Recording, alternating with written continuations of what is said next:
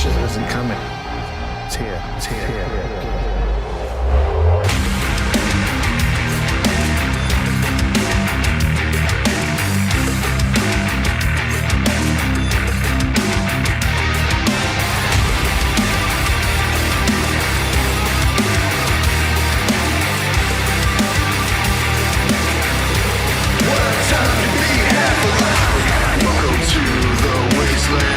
Welcome to the new paradigm.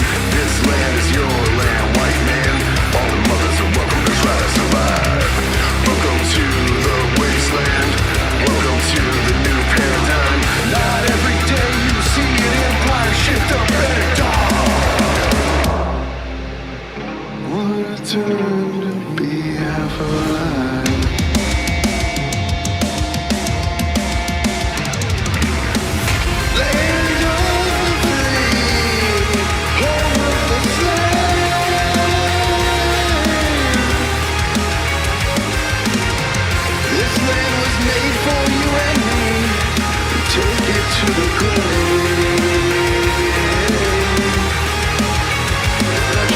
To the grave, accelerating, and we're running out of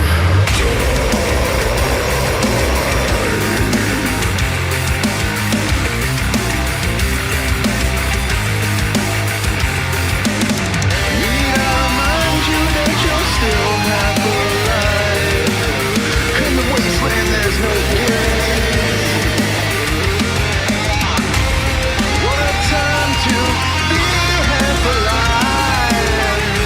Right on time, right on time. What a time to be half alive.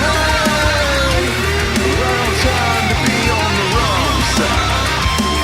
Of genocide. Of genocide.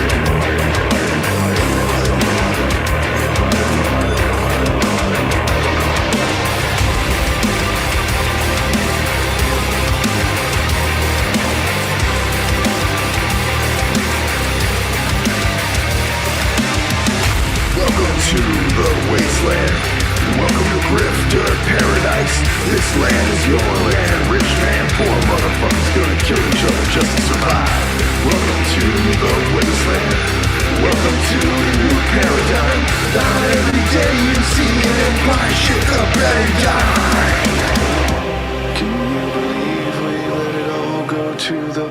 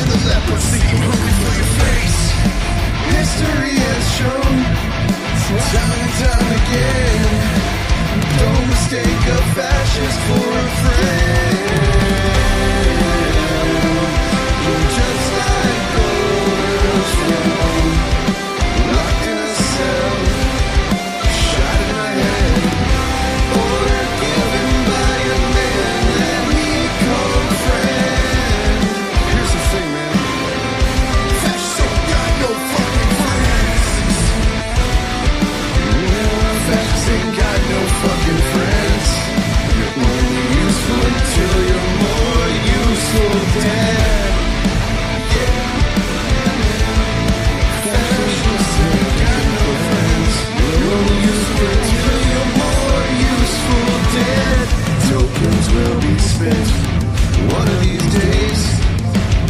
But man, it's a hell of a way to go out as the lepers pick a meal of your face. History has shown time and time again, don't mistake our passions for a friend. Just like gold and stone, locked in a cell, shotgun or given by a man we call a friend. The thing is, fascists ain't got no fucking friend. Fascists ain't got no fucking friends. Fascists ain't got no fucking friends. You're useful. You're useful dead. Yeah. Fascists ain't got no fucking friends. You're useful dead. Just like golden throne, locked in a cell, shut in the fucking head, water given by a man that we call a friend. But fascists ain't got no fucking friends.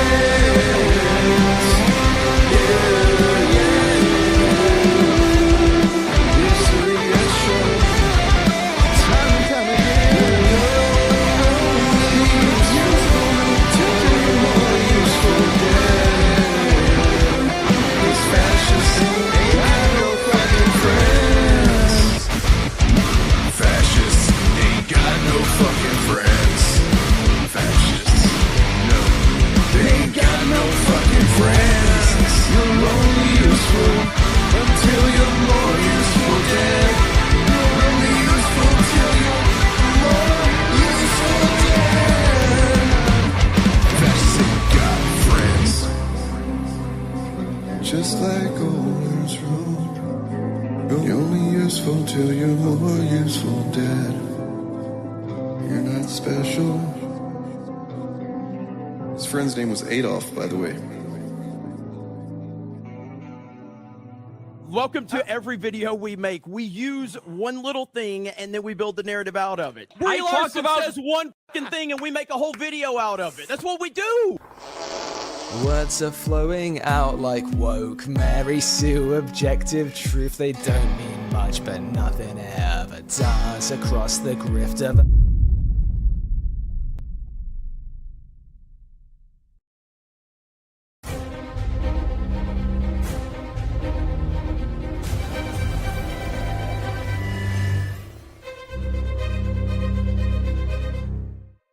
All right, you assholes.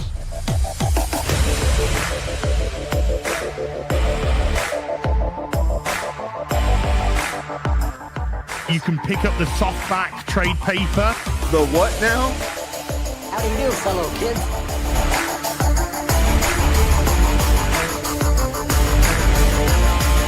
The fucking what?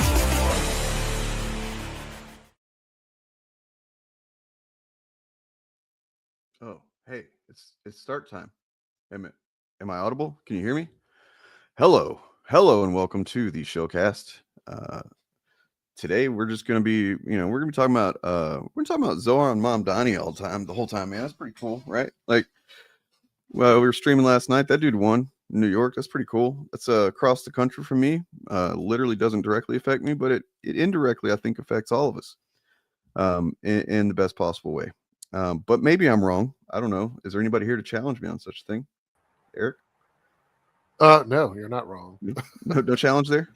I live in a state where it was a landslide last night. We were celebrating. I got so fucking drunk. I did my stream and I was on a stream with someone else, Joe, last night, and dude, I was really fucking drunk. It was fucking W last night. Like, my state was we added like. I just go ahead, Dane. Sorry, I didn't mean to cut you off. It was crazy last night. It was crazy. Man, like I wasn't honestly. It took me a while to fully process it. Like, no, this happened. Because the last few times, a situation was riding. A big deal was riding on a election or whatever. It was like didn't come out the way they would have wanted it. So, Yeah, I mean, the crazy thing about us was we went from 51 Democratic seats to 64 last night, Jeez. out of 100. And we have the first ever Muslim woman as our lieutenant governor, which is crazy. Like, first ever Muslim woman anywhere in the country elected into a position of that level. So that was kind of crazy. Abigail Spanberger beat the woman that, for lack of better terms, sounded unhinged most of the time. She ran on primarily an anti-trans campaign, and that's not working. We're not seeing it work anywhere. Like Georgia didn't work. It didn't work here. It didn't work in New Jersey. The anti-trans stuff ain't popping anymore. Like, it's just not working for them anymore. Right. Well, I mean, the thing is, it was never popular, man. That's the thing. It's like, I remember 2022 or 23 where it was like a big poll was done that Fox News was even talking about how like their voters didn't care about the shit anymore. Well, it's like they keep saying there's this boogie monster of trans people, and it's just not materializing. I think most people are just, at least on their side, most people are just tired of hearing about it. They want actual things to change, and focusing on that to get elected and then destroying the system isn't working for them. Ghost Bumbles, I want to go ahead and let everybody know that we have a no doomering without cause rule in chat. So like, if you don't feel like things are going to change, then okay, give me a reason why that is.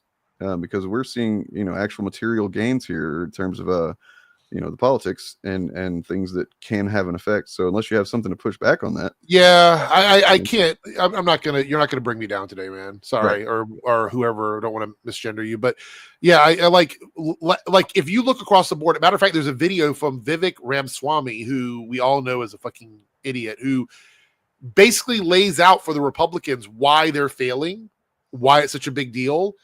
And he's actually saying we need to start focusing on real issues, because that is the thing. They've ran on vibes for like the last 10 years.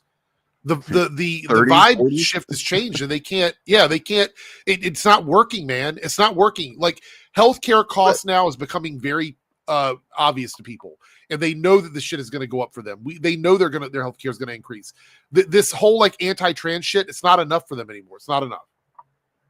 Yeah, I mean, honestly, like, I think that the reason why the powers that be, the moneyed interests, the more moneyed interests, I guess, the more controlling interests, they're clamping down so hard right now because of the fact that people are becoming aware of how the system works, basically, and that's something that a lot of people were asleep to for decades, basically, and now it's to the point where it affects everybody. Literally, everybody understands that the system is broken. That it's not even what our parents had, definitely not what their parents had, that they, it's just been systematically fucking dismantled. And and we're just going to keep getting worse unless something changes. So people are starting to get more aware and more engaged, and that leads to change, and that there are definitely, kind of deep roots that don't want that. I also want to point out here, Bob, I understand what you're saying, but the fool us thing, I'm not going to use that. I wouldn't personally use that language to the group right now. We're very energized and people are on a high right now. We need to maximize on that. And like, I think getting away from the negative language that we're using towards each other, like that way, like I find fool us to be sort of like, maybe some people are only doing this because they don't know better. I do believe that people would know better now. That's just my take on it. Well, I'm curious, when are they going to start with the well-told lies, though? Because that's the thing. It's not like it'd be one thing if I was like, man, they're really good at telling lies, and people are just falling for it because their lies are so good. But that's what they were doing with trans people. It's not working. It's not working. They're not even well-told lies, in my opinion. They're just like you look something up, and it's like, oh, that's a complete lie. We literally just had Mike Johnson today talking about this. They shouldn't be concerned about this. That's a lie. That's an outright lie.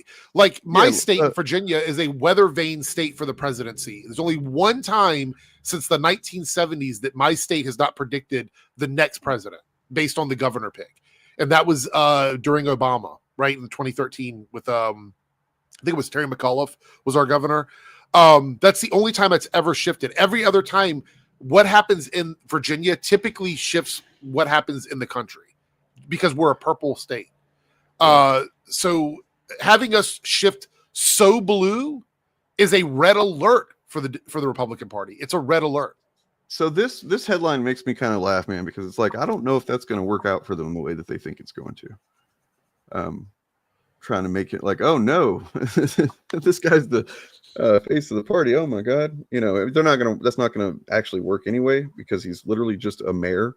I mean, sure, he's the mayor of the biggest city in the country, but still, he's a mayor. I would say that I don't think that the Democrats need to adopt all of his specific policies. No, I wouldn't say that for sure. It wouldn't make any sense to, but what they should fucking adopt is his campaign style. Absolutely. Yeah. Just you go to we looked at it whenever he won the primary, and that was the first time I'd heard of him. I went to his website, every single policy proposal clearly laid out exactly how he's going to pay for it, and it all just made sense. And the guy had, we were watching clips last night and like, he's one of the first politicians I've seen in a long time that just says a substantive answer to almost any question he's asked. He doesn't, deflect or kind of use political speak or anything like that. He just says fucking facts and what he's planning, and it's pretty refreshing, man. That's what we need a lot more of. A lot of people were saying that he was capturing the same energy that Obama had in his first campaign, and that's why he kind of like won a lot of people over in New York. It was a very clear, easy to understand, pro people, pro New York campaign, which is what a lot of people want from politicians now. So Marjorie Taylor Greene went on The View this week and basically said that the Republican Party's healthcare, whatever that they keep saying that Mike Johnson says they have, and then other people say they don't have it or whatever. She's saying they're lying about that. So they don't have plans. That's why they don't lay anything out. They can't lay anything out because their plans are all negative towards the public. If they were to tell them what they were doing, they wouldn't vote for them. I remember when Trump said on the news in an interview before this first election in 2015, that he had a plan for healthcare he was going to unveil pretty soon. And I'm still just waiting for that, man. Don't know when that's going to happen, but like there was a quote in this article that's fucking hilarious, by the way. Let me find it real quick. It's so talking to MAGA Mike Johnson here. And he was talking about talking about how this just shows the Democrats have gone this way or whatever. And it's like that doesn't make any sense, but this quote makes even less. Where is it? Where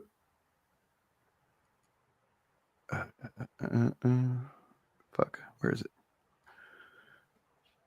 Okay, this quote: "The House Democrats have chosen a side they were forced to by." Oh, this isn't about him winning. This is about Jeffries actually just endorsing him finally. The House Democrats have chosen a side they were forced to by that far left that they're so terrified of, and they've shown the world what they really believe. There is no longer a place for centrists and moderates in their party. It's like he's saying like three different things at once, and they're all conflicting. He's like, are they terrified of the far left, and that's why they did it, or they actually believe this, or what the fuck are you saying, man? It's just funny. I mean, we need to do better than just get Orange Man angry. We need to he needs to be gone, man. He came out and did a little speech today, and it's low energy. I want to say this: his age definitely affected these races because he couldn't be everywhere doing all the things he did just 7 or 8 years ago, because he's just too, I hate to say this, he's too old and doesn't have the energy to do that. Obama went out and campaigned for a bunch of people earlier this week. And to be honest, even if people are like, oh, well, Obama's living his own life, he doesn't care about politics, whatever, he came out and he made people want to vote for these candidates again. And that's a really important thing. I mean, this is like, what is he? Is he just like looking up ways to sound like a supervillain? Yeah.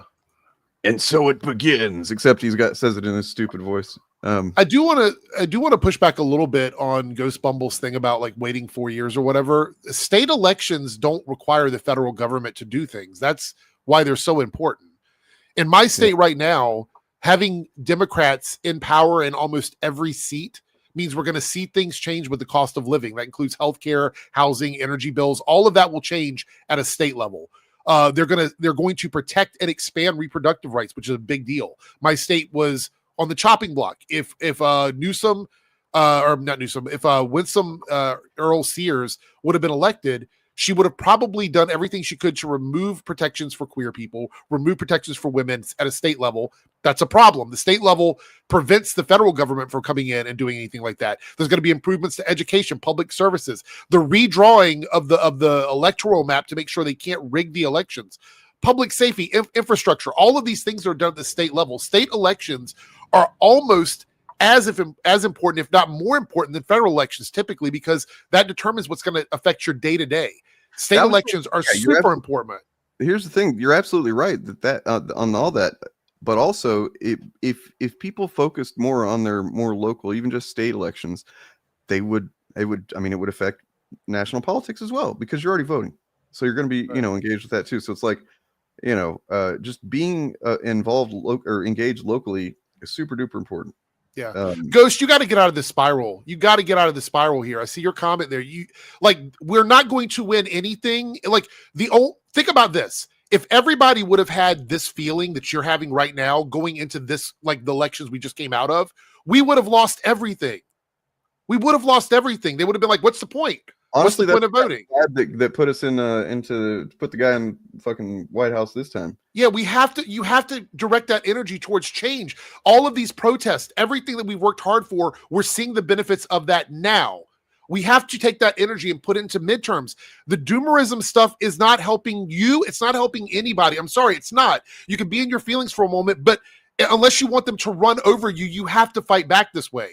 And we're seeing it happen right now. It's infuriating. The only reason I get mad about it is because I don't want them to poison other people. It doesn't actually make me upset to see people like that. It makes me feel bad for them, because I know that it's just like it's a self-protecting kind of vibe to get into, to where like, oh, I can't let myself have hope because then I can't deal with being let down or whatever. And it's like, well, but then, like you're saying, nothing will ever change if everybody gets into that mode. So yeah, I mean, it's okay to feel that way. Look, everybody has a down moment. I get it. And I'm not saying that you're not entitled to how you feel, but we are looking right now at a party, the Republican Party, that is absolutely scared of what this means for them for midterms. You can see it in everything they're doing today. All of the massive influencers out there are downplaying this and acting like it's not a big deal. My state went full blue. At every level. Let's I haven't watched this yet, but this seems like it might be pretty cool. Let's see it real quick. Friends, we have toppled a political dynasty.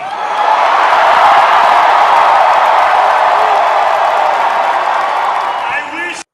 Handsome ass motherfucker. Come on now. Yeah. He went to a gay bar on Monday. It was funny. He went to the gay bar on Monday? He campaigned at a gay bar over the weekend. I think it was Sunday morning or whatever. He went there and he was just like, because everybody says he hates gay people because of where he's from. So he made a point of going to a gay bar to hang out and drink shirtless and stuff like that. So that's what he did over the weekend. That's silly. I hate the gay people because of where he's from. Yep. If you're born there, that's just the way you are. Sorry.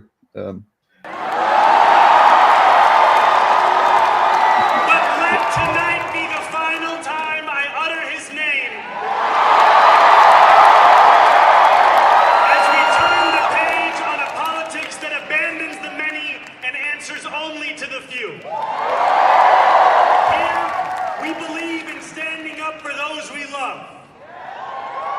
Whether you are an immigrant, a member of the trans community, one of the many black women that Donald Trump has fired from a federal job, a single mom still waiting for the cost of groceries to go down. We already made all those jokes last night. Or anyone else with their back against the wall. Your struggle is ours too. And we will build a city hall that stands steadfast alongside Jewish New Yorkers and does not waver in the fight against the scourge of anti-Semitism. I'm sorry, Ghost, you're not using just logic, because if you're using logic, a pretty logical factor that you're not including is that you simply do not know the future. You simply do not. But you also don't start a rebellion by saying we've already lost. Like that just, I'm just saying, like. No, these are not small victory. Like, I don't know what you're talking about. My state being flipped blue is not I'm sorry, it's not a small victory.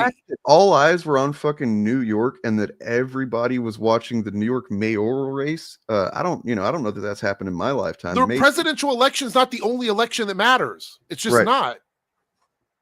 And I mean, honestly, in that, well, I don't want to get into it, but like, yeah, just keep your dumb shit to yourself, because at this point, I don't know. I just find it so offensive. I've spent so much time in the last few months being active, going out, doing things to try and make changes in my state. And I'm very proud that my state did the right thing. My city, for the first time in 2 decades, flipped blue. My city flipped blue for the first time.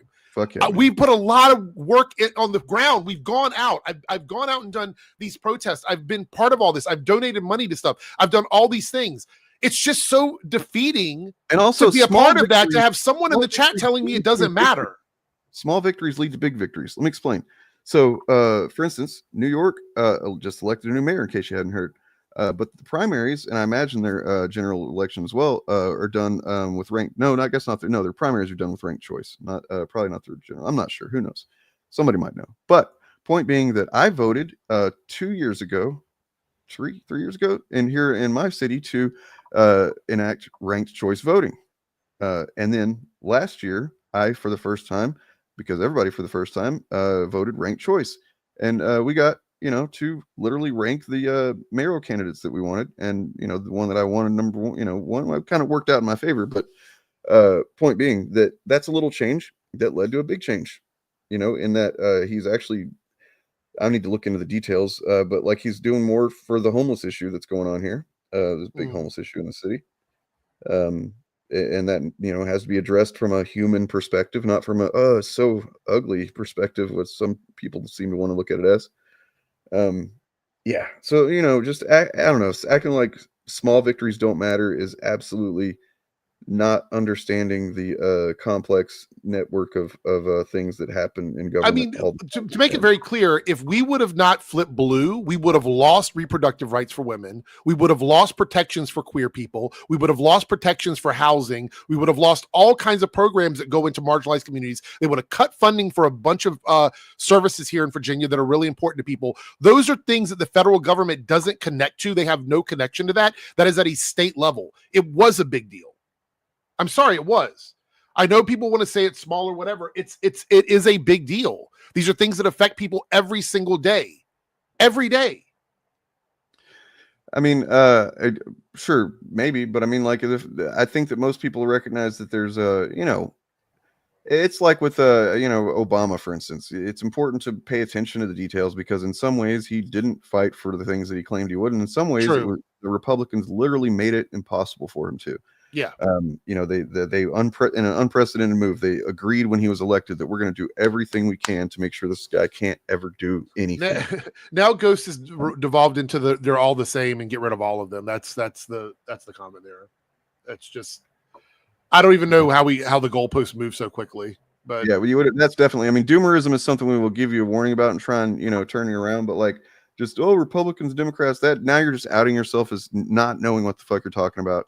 It is not cool to be cynical and disengaged. That is not cool. You're actually a fucking stupid piece of shit to most people at these days whenever you act that way. Just letting you know. And that person's blame mode. I just want to, before we move on, I just want to address that or whatever. It's one thing to be like, I don't play a side or whatever. Like I don't have a party affiliation. I'm okay with that. I don't have a fucking problem with that.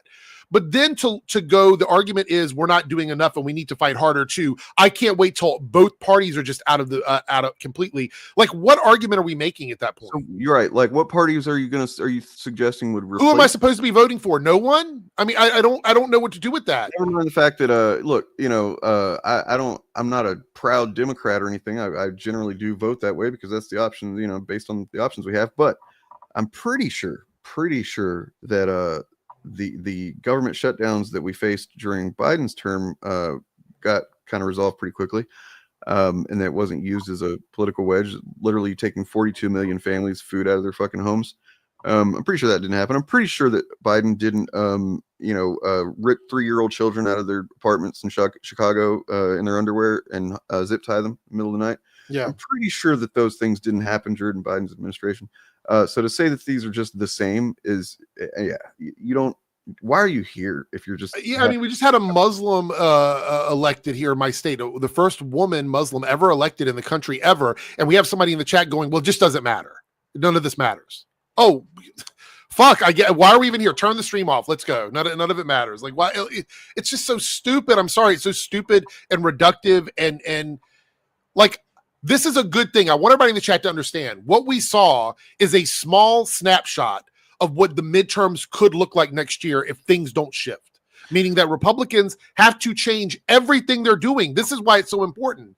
The anti-trans shit is not working for them anymore, and they don't have a lot to run on. For the longest time, the entire country, culturally, politically, would look to New York for where things, would go or how, the future and whatnot. It hasn't really seemed like that to me for a long, long time, but this obviously drew everybody's attention back to New York, and that's pretty cool. It's good to have that kind of clear vision. There were also two places flipped in Georgia that have never been blue. Never in Georgia. I'll pull up a list of yesterday's wins, but real quick. So,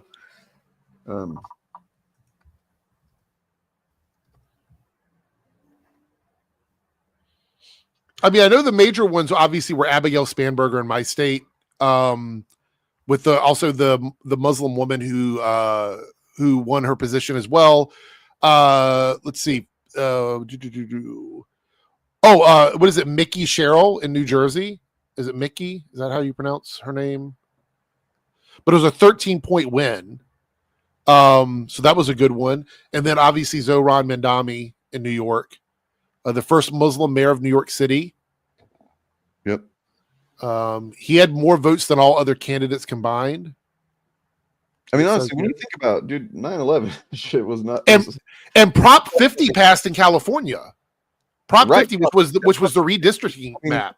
Look, I don't love it because I don't love that that's the where we're at now politically, that we now have to play those kind of fucking games essentially. They're cheating at a level where fairness no longer works on our. That's the problem. They're cheating at a there's no way to fairness your side out of a cheat like in this level. It's just not.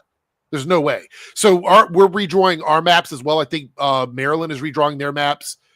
Any state where the AG has been elected as a Democrat is probably going to try and redraw their maps. California voted to redraw their maps. So they're putting, when you start breaking the rules at that level so openly, there's just no way to fight that other than to fight fire with fire. It's just not. I'm gonna go through some stuff from yesterday real quick. Pronounced Mikey. Okay, thank you, Sketchy. Sorry, Mikey. Democrats flipped 2 seats in Georgia's statewide public service commission by wide margins. One of many surprise victories for Party Tuesday, up and down the ballot in a handful of races across the country. Polling shows Democratic Party is historically unpopular, but at polling places this year, voters helped the party overperform in elections against the backdrop of President Trump's even less popular policies. Beyond the blowout victories in New York, New Jersey, and Virginia's governor races, Zohran Mamdani winning a majority of votes in New York City's mayoral election, and California voters approving a plan to temporarily redraw the state's congressional districts to add Democrat-leaning districts. The party continued its trend of electoral success in the 2025 general election. This is exactly why, and I want everybody to understand this if you haven't realized this yet, the whole sending National Guard into specific cities is because they're just kind of, they're testing the waters. They're just kind of inching in a little bit. Just the tip, you might say, so that whenever the elections come around, there's going to be armed, MAGA people, or at least ostensibly, at polling places. It's going to be intimidation. There's going to be all kinds of shit. We'll see that. We're going to have states fight back against that too, because that's really the only way it's going to work. If these motherfuckers weren't scared, they wouldn't need to do this shit. Nope. They're cheating because they have to. Fascists are, authoritarians are, by their very nature, afraid. And they're most afraid of not having power because, then they might be accountable for something.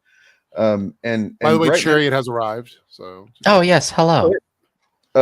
So yeah, they're not popular. I think that Trump expected what they're doing to be more popular than what it is. And so I think that kind of panics them even more. And so you see them making these fucking desperate panicked moves to, because it's just, it's a fucking, Ouroboros of fear and panicked moves. How's it going?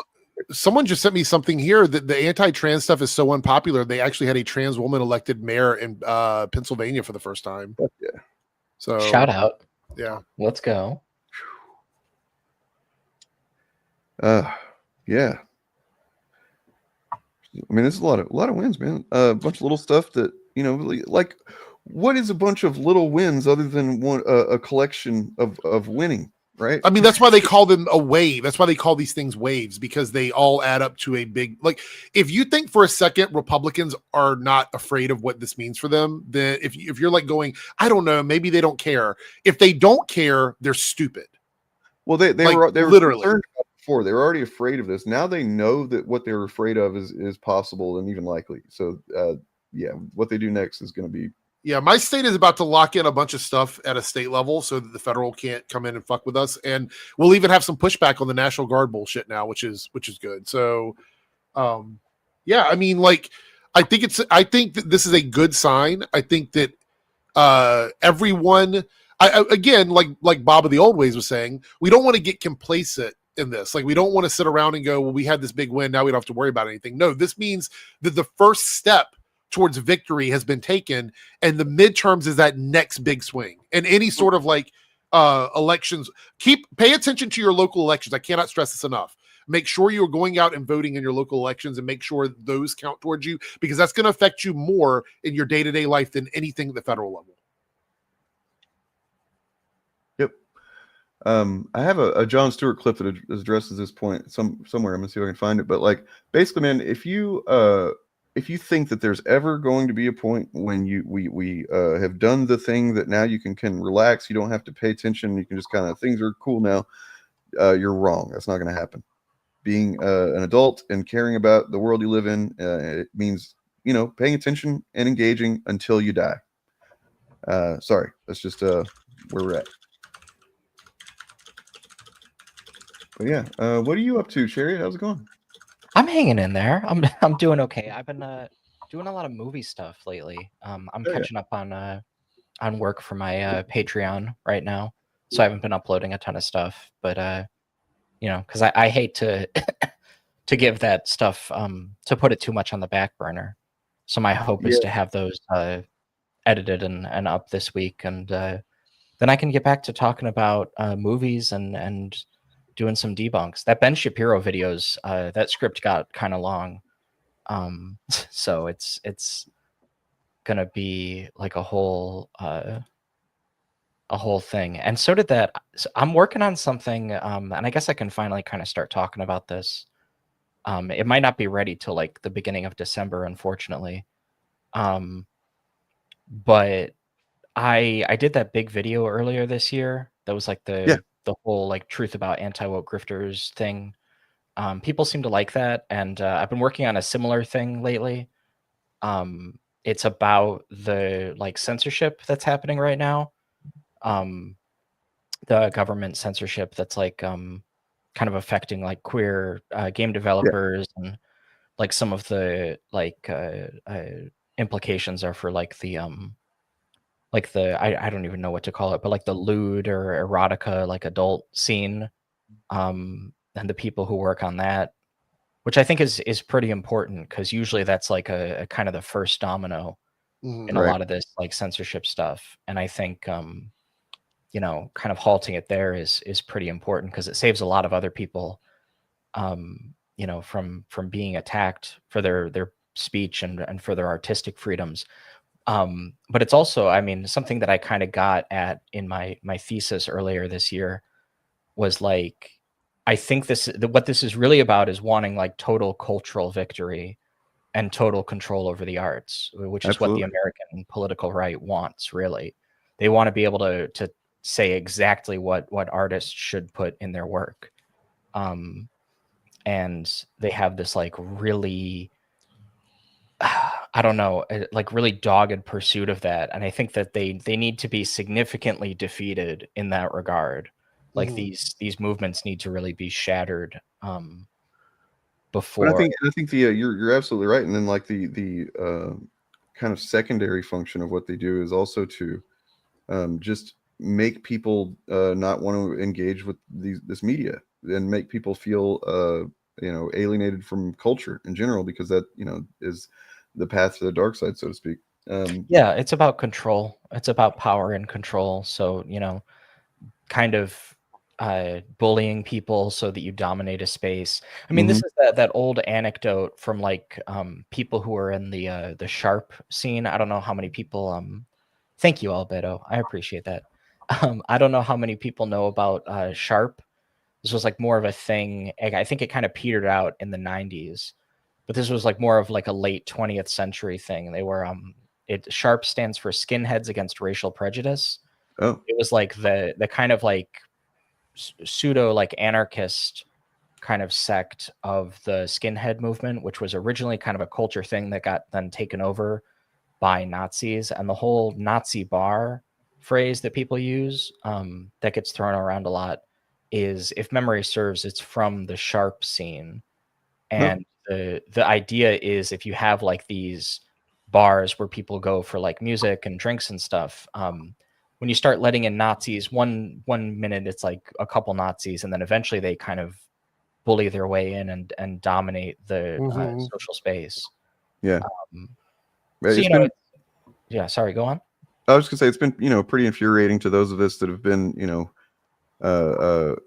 wise to their game for long enough to see it play out and be successful to the degree that it has been. Well, and I think in some ways, I mean, this is something that I've been finding, because I've been doing a lot of research for this. I like interviewed like a games journalist who was like an editor for like a big games journalism outlet. Was this like how Smash JT interviewed an actual games journalist? And no, this is somebody who's been like very public for a while. I did like a 2.5-hour interview that's going to be on the kind of uncut version is going to be on the Patreon. Nice. But I'll have like several clips of it in the video itself that are kind of the relevant bits. We talked about a lot of stuff. Because that's like kind of interview 101. It's like, just get them talking and let them keep talking. So she was great. I really enjoyed talking to her, and she's someone I've respected and followed for a long time. And one of the things that I was really curious following her work to kind of find out is, why are there not so many people in the journalism scene who are talking about this? This is pretty important. This like curtailing of speech, it is fundamental to journalism, to the existence of journalism. If these people want to have their careers, to have the freedom to do their jobs that they're doing currently, they should be fighting this. And she landed on a lot of stuff and has explained a lot of stuff to me. And everything that I've seen kind of backs up what she said.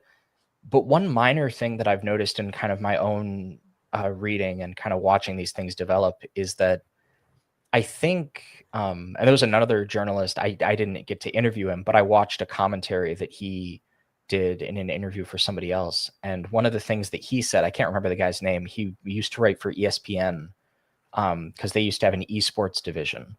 They had like an office for that, and then they closed, and I think he transferred to IGN or something like that. But a really interesting guy, seemed very nice. And one thing that he was talking about was like, this stuff, like you mentioned, Dane, some people have known about this stuff for a very long time. And, I think one of the frustrations that you've had is, I would love, by the way, Bob, I should reach out to Alyssa Mercante. I should, because that'd be such a huge get. Fuck yeah. That would be great. Yeah, wow. No, it was not her, but she's fantastic. I haven't followed too much of the stuff she's done lately after seeing that lawsuit with Smash JT, which is a whole thing. I talked about that in a previous video. I think it's the Veilguard one that I uploaded last August. But the thing that I noticed is that like the big frustration that I've seen from people is like, why aren't more people like talking about this? And one thing I've realized is I think a number of people know. And I think something that happened was people weren't really prepared for Gamergate.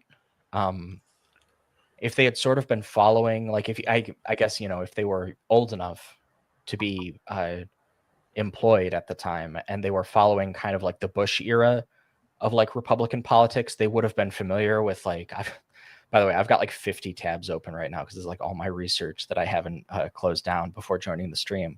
But like one of the things is like 2006, Bill O'Reilly publishes his book Culture Warrior. Yeah. There's a historian, Kristen Kobes Dumez, I hope I'm getting that name right, who wrote about the idea in the 1990s of the culture wars kind of emerging as a response to the end of the Cold War, which I think is a really interesting thesis. In 92, Pat Buchanan kind of runs the first ever like culture war political campaign. He's going for a nomination at the time against George H.W. Bush. And it is for in the Republican Party. I don't know how many, I don't know if there's any non-Americans in the audience, but just so people kind of have a point of reference. And a lot of these guys are kind of like old guard conservatives, kind of people who came up in like before the big Reagan turn, but kind of, you know, they're not Nixon's generation, but they're kind of I think of them as the in-betweeners, you know, like the Republican Party when they were still like psychotic Cold War era war hawks, but they were acculturating themselves to this new era and had yet to reach kind of the conclusion of like the Tea Party and the MAGA movement. And I think like the first Obama administration was like the last years for those guys being as politically dominant as they've been, and they've been fading in power really fast within their own movement. Obviously, the Republican Party is very ascendant, but that specific subset of thinkers has taken a big back seat, and now they have to spout some version of MAGA rhetoric to their audiences pretty frequently.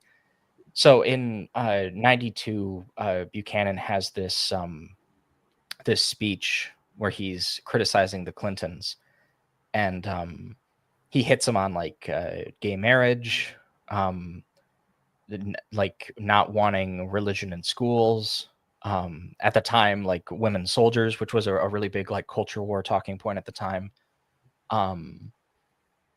It's the kind of thing, and he specifically makes it like a religious thing, and something that I think people should kind of clue into is this is something that I've made kind of central to my video, to the point where the reason why it's taking so long is I have to like research biblical scholarship and shit like that. Okay. Because I think the Christian angle of it is what makes it so interesting. That this is very, yeah, Newt Gingrich helps. I was on a plane with him once, actually. Just an interesting random chariot fact. Yeah, and I think there's this whole era of American conservative politics. I've got a section in the video that's just titled "Republicans Always Wanted This." I might change it to like conservatives to make it more kind of about the movement, the kind of the culture movement. But that is the truth. They always wanted this. This was like always the game plan from the word go, like at least since Reagan, at least since his election. I mean, yeah, this is that's why they're gonna you know, like Project 2025 is just the on paper you know, active plan for what they like you're saying, they've been working to get there for a long time. And I've talked before about, and on this stream years ago, and I made a very rudimentary kind of crude graphic that shows the timeline of like you know, how Republicans, conservatives started kind of creating their own really their own track of reality, you know, sometime after Watergate, I suppose, where they wanted to be able to control just all information to their people. And give their voters and whoever else they could possibly get specific narratives, and not let them get other narratives that include facts, so that they didn't have to be accountable, so that they could, you know, do what they're doing right now.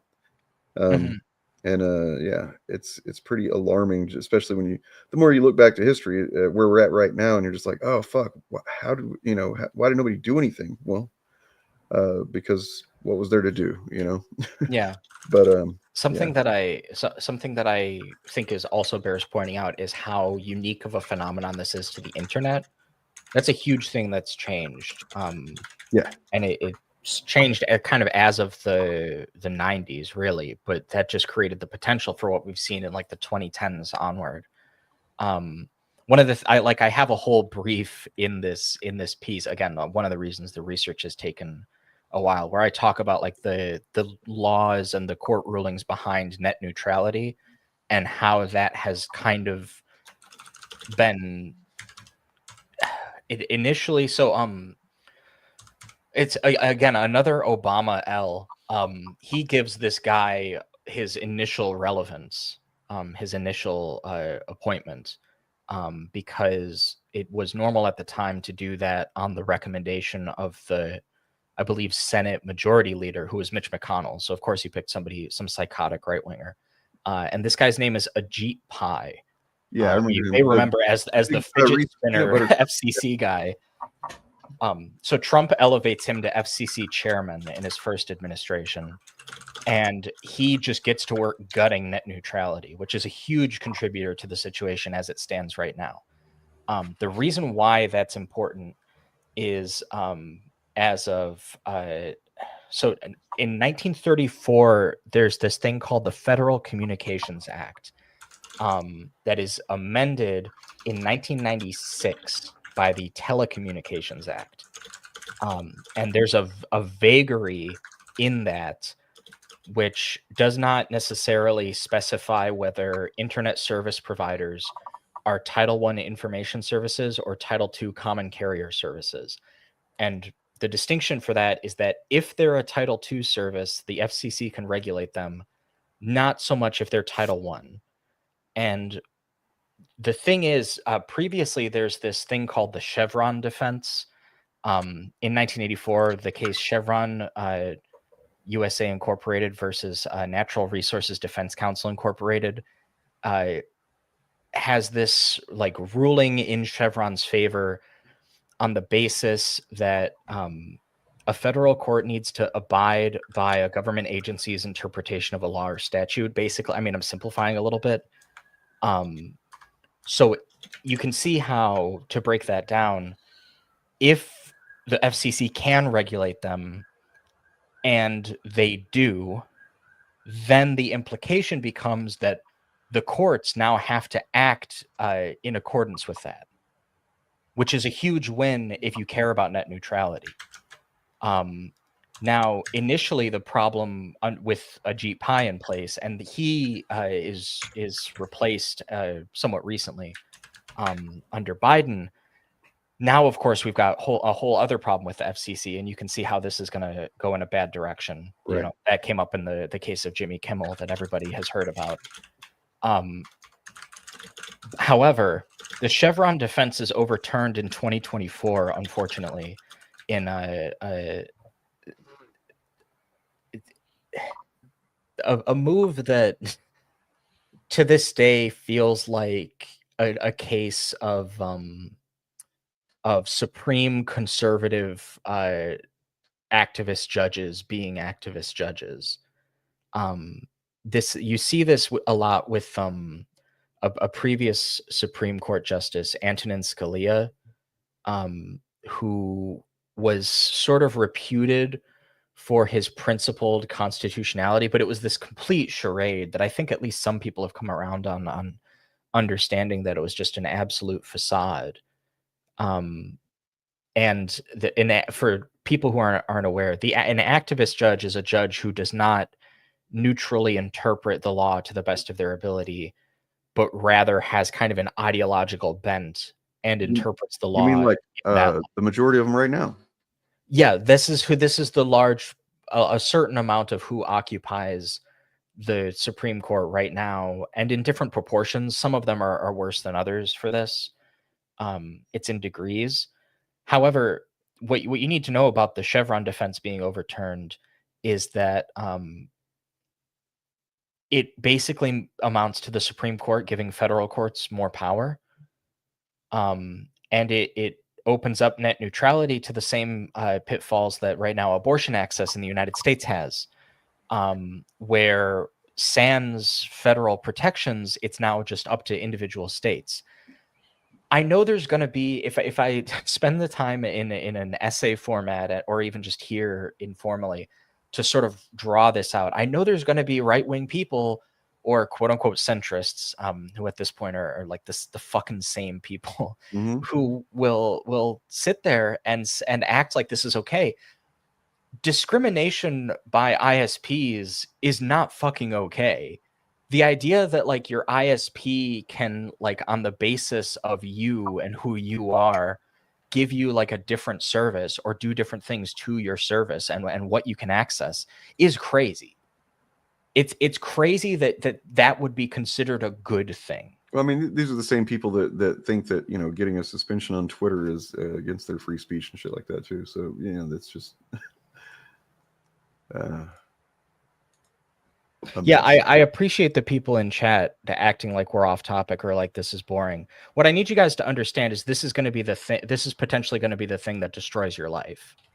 Wait, are people acting like that? You know, like this. I understand it's a bunch of like names. Oh, don't worry about this person and dates you're not familiar with. This person's kind of insane or a troll or something. I don't know. So I don't know. It was the one. I know there's a couple other people that said something. Yeah, it's not the only one. I saw that wasn't the one that bothered me. There was somebody else who was like, "This is boring." And it's like, well, you know, I understand the bureaucratic element of it. I know, man.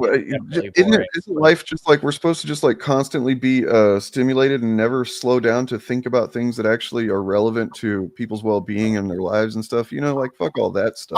I do think that a lot of that probably flew over a lot of people's heads. The level of that conversation. Well, that's probably why they're saying it's boring. I don't think they think the content of what you're saying is at least the implications are huge. It's a huge loss for freedom of speech and for your ability to access the internet. I mean, you know, for context, like if you can lose those kinds of freedoms to a corporation, they can destroy your ability to access the internet in the same way that like an authoritarian government could. Yeah, there's a lot of countries that can't even get to the materials that we have because they've been blocked out by their country. So yeah. And I like, again, like a lot of the details that I gave there, I only set up the same way that I do in an essay format, specifically because, and that, by the way, that was the abridged version, specifically because if you don't know those facts, you're just going to think I'm making shit up, you know, because anybody can say, oh, this is authoritarian politics gone mad. Anybody can sit there and say that.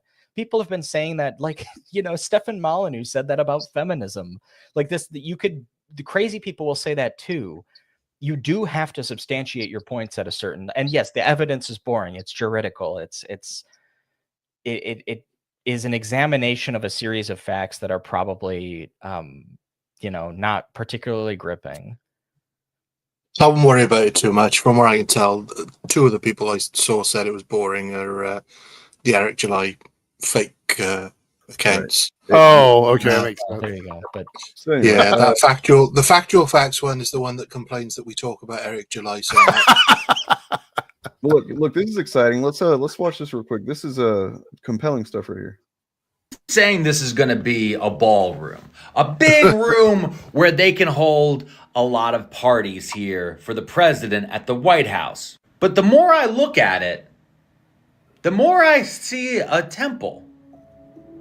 It looks very temple-like to me. And this president does know people who built temples before. But what are these temples being built to? Perhaps it's to the ancient god Baal? The child-sacrificing demon lord of ancient Carthage? Baal was famously a storm god, one that populations would sacrifice their children to so they could make sure that the winds would be favorable as they blew their ships into war on places like Rome. A storm god. And I know what some of you are immediately saying, but President Trump is a Christian. Here's images of him holding a Bible upside down in front of a burned out church. No, the more and more I look at this, the more and more I see more of the signs that this is sinister. I mean, you can see it in the numerology. Trump himself said this building will accommodate 999 people. 999 people. 999. It's right in front of you. Golden statues of himself are sprouting up all across the Capitol. This isn't a ballroom. Yeah, I agree with all this. I think this is accurate. This is. Can you maybe go back in that video to when he shows the other temple, the one with the white and just blue pouch stripes? Because I don't know how many people recognize that image. He doesn't say what it is, but that image is a building separate from the main building that was on Epstein's Island. Oh, that is what a key part of some of the conspiracism around the Epstein case, which is real, by the way. But some of the extra stuff that's kind of built around it is the idea that there was some kind of like ritual child sacrifice happening there. So that's kind of what he's alluding to. It's like saying, we do have a couple super chats to talk about, so we'll do those. I guarantee that like a handful of Q people watched that and actually kind of got occupied going down some crazy rabbit hole for a little while. I believe it. I believe all of it. I think it's all true. I'd like to believe it, but let's be honest. This is the kind of president who would want a special room to hold his balls. Oh, yeah, that's true. Can you imagine Donald Trump in like a cultic church, like sanctified in his honor? He's just standing there looking like a gormless shithead, and he just goes, "Terrific! I love it. It's the best." That's a great impression, by the way. That is pretty good. We got a $10 super chat from Cody. Says, I think after all of this, the political landscape will never fucking be the same again because they're going to age gates for presidential candidates. I think not just that. I think in general, we're looking at a landscape that's going to be forever changed. Hopefully, with more guardrails for authoritarians to come in and like tear everything down. Because literally, Project 2025 Heritage Foundation, that entire group orchestrated what we're dealing with right now by abusing the system. So hopefully they can figure that out. I don't think any system is 100% abuse free, but we definitely have a lot of problems. Act like we need to do some kind of system check every so often, because basically what happened is they just paid attention long enough that they saw all of the cracks and the ways that they could maneuver and deceive and stuff to work the system in their work against the system in their favor. Yeah, without it seeming like they were. So I might be misunderstanding that comment. Age gate ages for presidential candidates. There is already an age requirement for the candidates themselves. Yes. Although that's considered quite young. Which is interesting because I don't know if any of you caught any of the footage from the Mamdani campaign headquarters yesterday, or the celebration party, but I distinctly remember AOC mentioning that she's 36. Yeah. I honestly been I looked into it not long ago. I was like, is she going to be old enough next time? I don't know. I don't know that she would carry a campaign all the way. Depending. I can tell you now, if Mamdani is a successful mayor for the next 3 years, then that gives a huge reason to run. Yeah, I think she has some of the best name recognition in the party. She has, thanks to the Republicans. Yeah, right. In no small part. Yeah, I think I think man, I can't really, this is the thing, is I can't really think of somebody else who would be a better pick, even strategically, because I think the Democrats will have to carry extremely hard to significantly win the House in these midterms. And if that's not the case, then her running for president is already a good idea, I think, by that metric alone. You can't just come and repeat the joke that other people make and just like get the same credit for it. Okay, that's literally the bar for bar the same comment as last. I mean, it is kind of funny still, but it's like a copy paste. It's not as funny. You don't get the originality points at all. Oh, that's tough. We did have another. I've let it be known I've never talked about Eric July. Still to this day, never made a video about the guy. I've never streamed. We haven't even talked about him this stream. That's the thing, is we never mention him until a troll comes in and they're like, "Oh, by the way, stop talking about him." There's something we Is can that talk less about. boring? Maybe that's less boring. So he said some stuff the other day that is, interesting. I've talked about it on Friday a little bit, but we can kind of go into it again. Here is a post he made. Have you seen this, Eric? Yeah, I've seen it. What do you think he's saying here? What is he trying to be like? I was ahead of the curve, or what is he doing? No, he's trying to sort of downplay the failure of his company. I think. With this he's trying to say that they never intended to be big. It was all about more niche communities because I think the math had been done. I have to double check, but I think the math was done and said that he has less than 1,500 like backers that back all of his projects now consistently, and that number just keeps dropping. So 1,500 people or less are the only people buying Rippaverse comic books right now. So, well, so I mean, this one of the things he's trying to say here is like, it's all about building a small, loyal community of followers. It seems like, and so that makes me want to go over here to the to Reddit, just see what's going on over here in the Rippaverse subreddit. Over it's probably popping off, right? Oh, Braxcast holding it down. Fucking go, Braxcast, man! You got to pay him or something. Shout out. The thing is, though, I mean, Eric July's saying this as if this is some new radical business. Yeah. Got business. We've known about this for about the last 10 years because this is how a lot of smaller podcasts get on. You only really need, say, a few thousand people willing to pay you $1 a month, and that's a decent wage. So this is just the Jordan Peterson thing again, right? Like that guy is always saying some shit he's believed for decades, but he goes like, "Oh, I've recently sort of developed a new theory, and I've come around to this new position. I've become enlightened on this subject." And it's like it's always some shit. It's like you wrote about that 3 books ago, man. Yeah, no, it's like selling old knowledge as new enlightenment, basically. I recently discovered that peanut butter and jelly on a sandwich tastes very good. It's very delicious. Last I heard, he's like maybe on death's door. At least he is. He hasn't. They still have it. His daughter is still speaking for him. Feed this man some vegetables. vegetables. You imagine Charlie Kirk and Jordan Peterson in one? I mean, they say the celebrity deaths come in threes, right? Yeah, true. That would be a crazy 2025. I mean, the thing that Eric July is missing in his comment, though, is that yesterday. So, wow. Yeah, the thing that Eric July misses, though, is that when he got big success off his first comic, he was claiming that he would be a rival to Marvel and DC. Yep. So you can't say, "Oh, actually, what businesses want is a smaller audience." Now that his audience is smaller, right? When it was bigger, he was singing and dancing, and that doesn't work. Yeah, it's just straight up cope. I mean, it is cope. As we all know, look, if there was going to be an award for cope, I think Eric July probably takes it.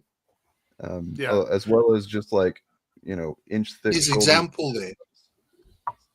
What? Sorry, I trod on your joke then. Apologies. But even his example of a musician's not releasing on streaming services is different because streaming services pay you pennies, less than pennies. So I don't understand it. That's different from not having an album available in a digital format. Right.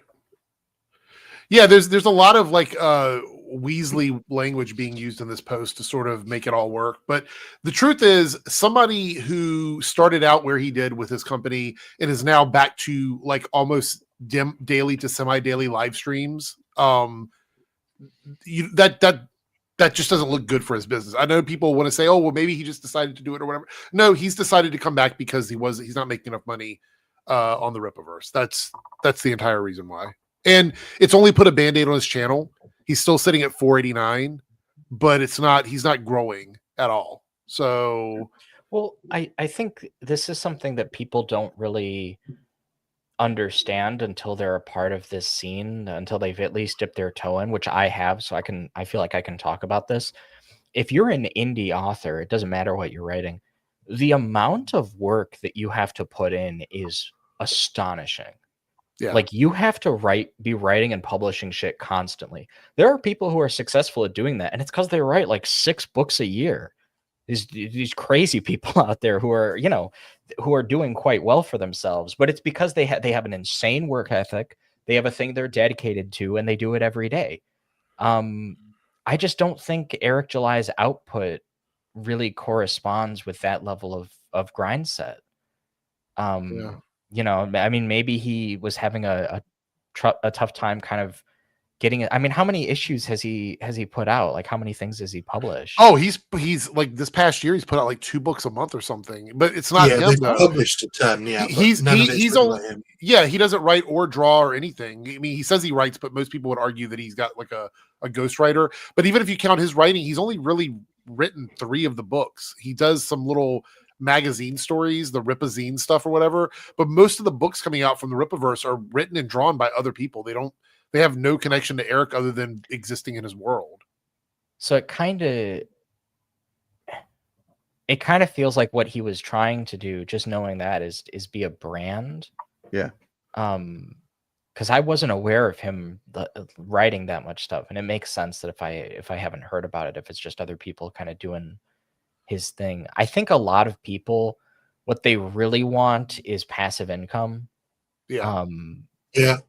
And if he thought that was what running like a comics business was going to be, Delulu, not real. But to show you how desperate he is now, he created a stream with Gothics, someone else, not even himself, called Ripa Gaming or something, and it's basically just a live gaming stream. Which, by the way, those are even more difficult to get popular in because it's a highly saturated market, and that's why a lot of people sit on Twitch for like years and never get more than 5 viewers. You can't. Those types of streams are not guaranteed viewership. So starting that out and going, we're doing Ripa Gaming now. What are we doing? It's like this isn't 2017. Well, they're chasing now. They're all chasing because Drinker set up his gaming channel as well. His tertiary channel was a gaming channel, but he's not a gamer. He's not known for being a gamer. And gamers, to be, for all their criticisms, they can smell a fakie. Yeah. Not only that, but you also have to be entertaining while you're gaming, and that's a really tough thing to do. It's a really only a handful of people have successfully been able to be entertaining while they're playing their games. That's why there's so many people who do it that aren't massively successful because it's hard to do like 2 or 3 things at the same time. Yeah, you're essentially giving a running commentary on something you're also actually doing yourself, and so you have to talk about something. Even if you're not talking about the game, you have to have a topic. This is content creator 101, right? Like every so often there's a really big boom in content creator spaces for a certain type of content creator. We've seen it with we saw it with like Let's Players forever ago, and then gaming streamers also as well.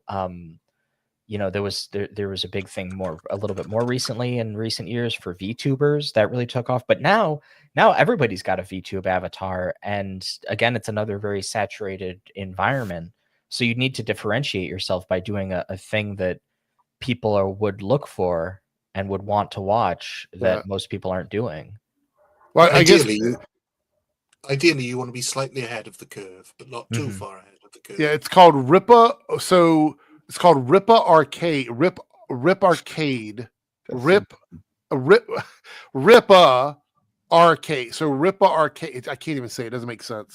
But it's with Gothics. It was streamed 6 days ago. It just got 1K views.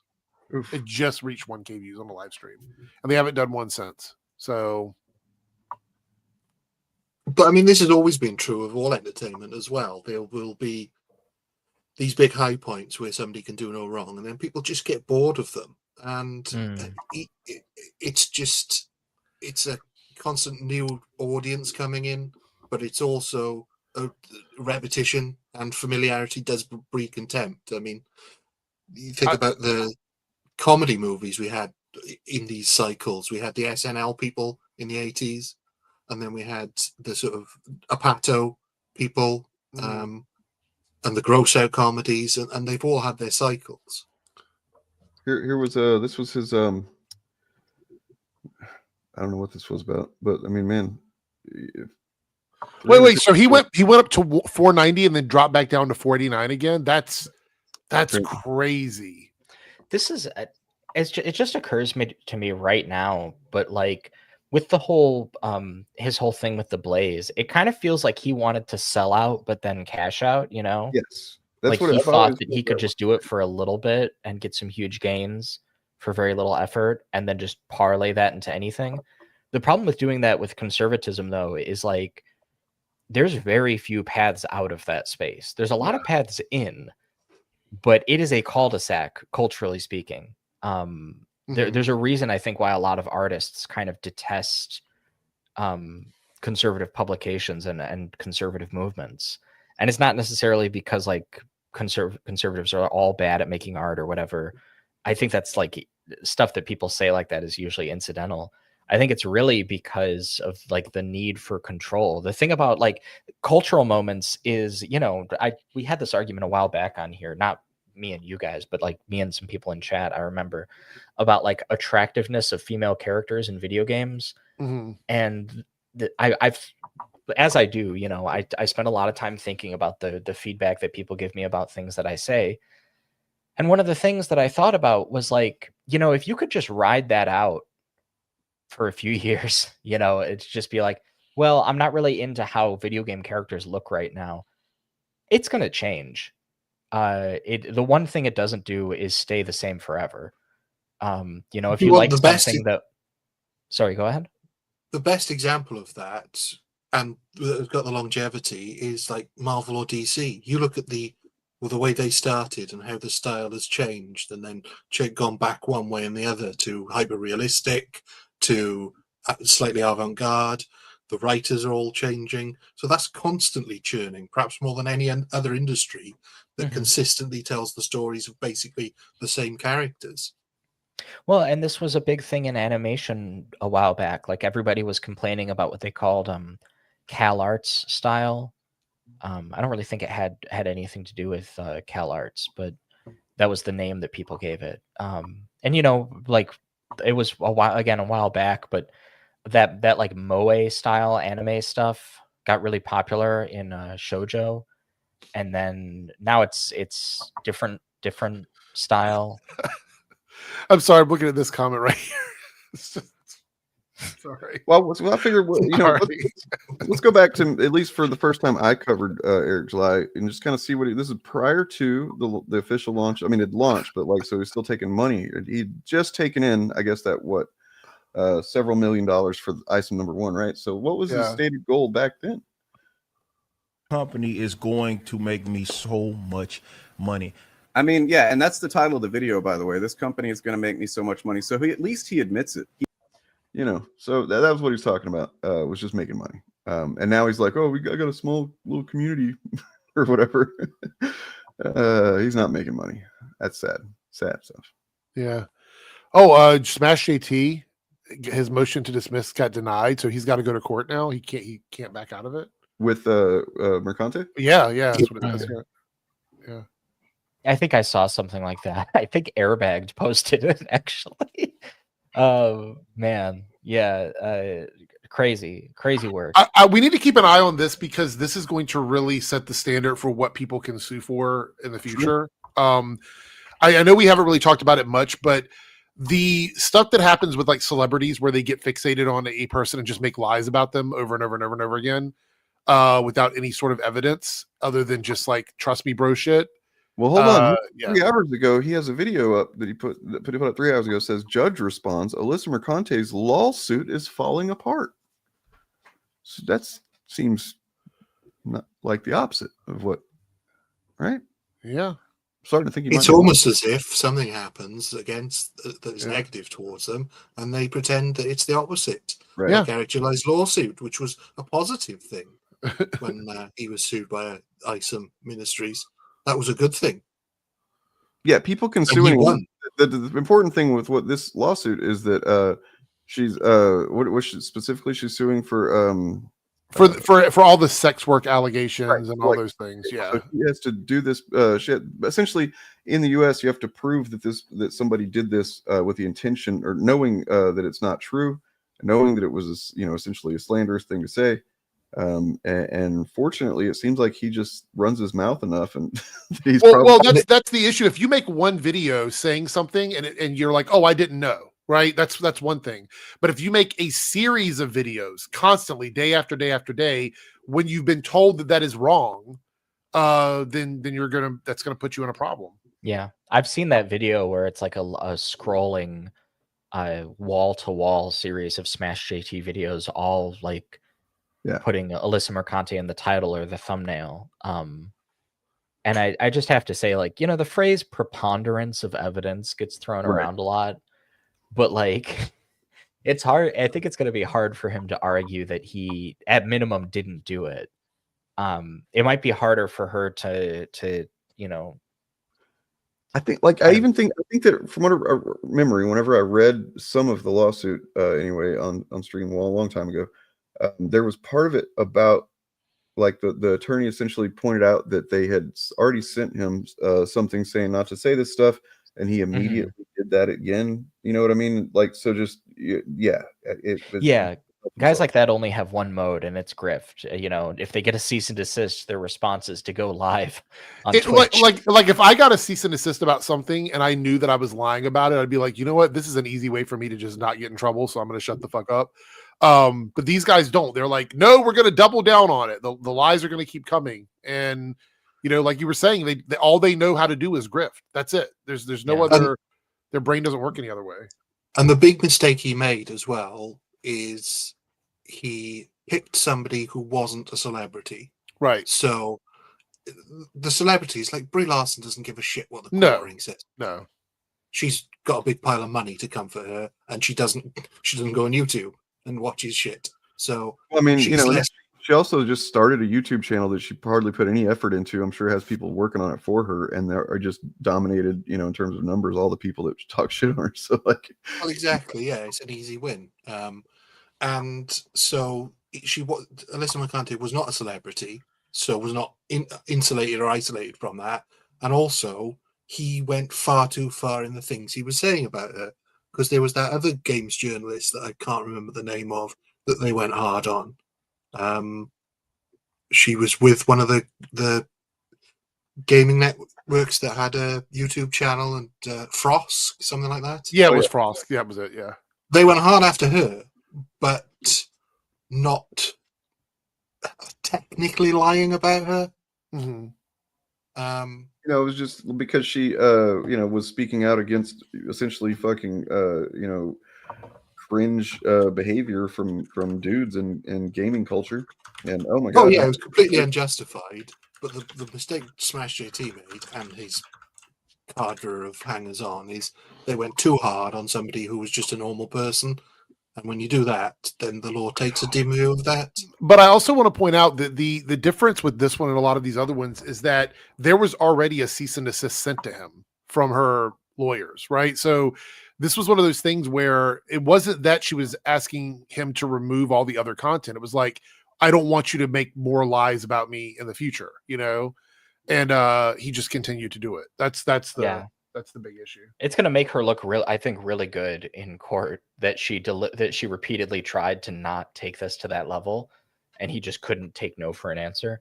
Yeah. Well, I mean, he violated a cease and desist. That's the first big thing. Is the judge is going to?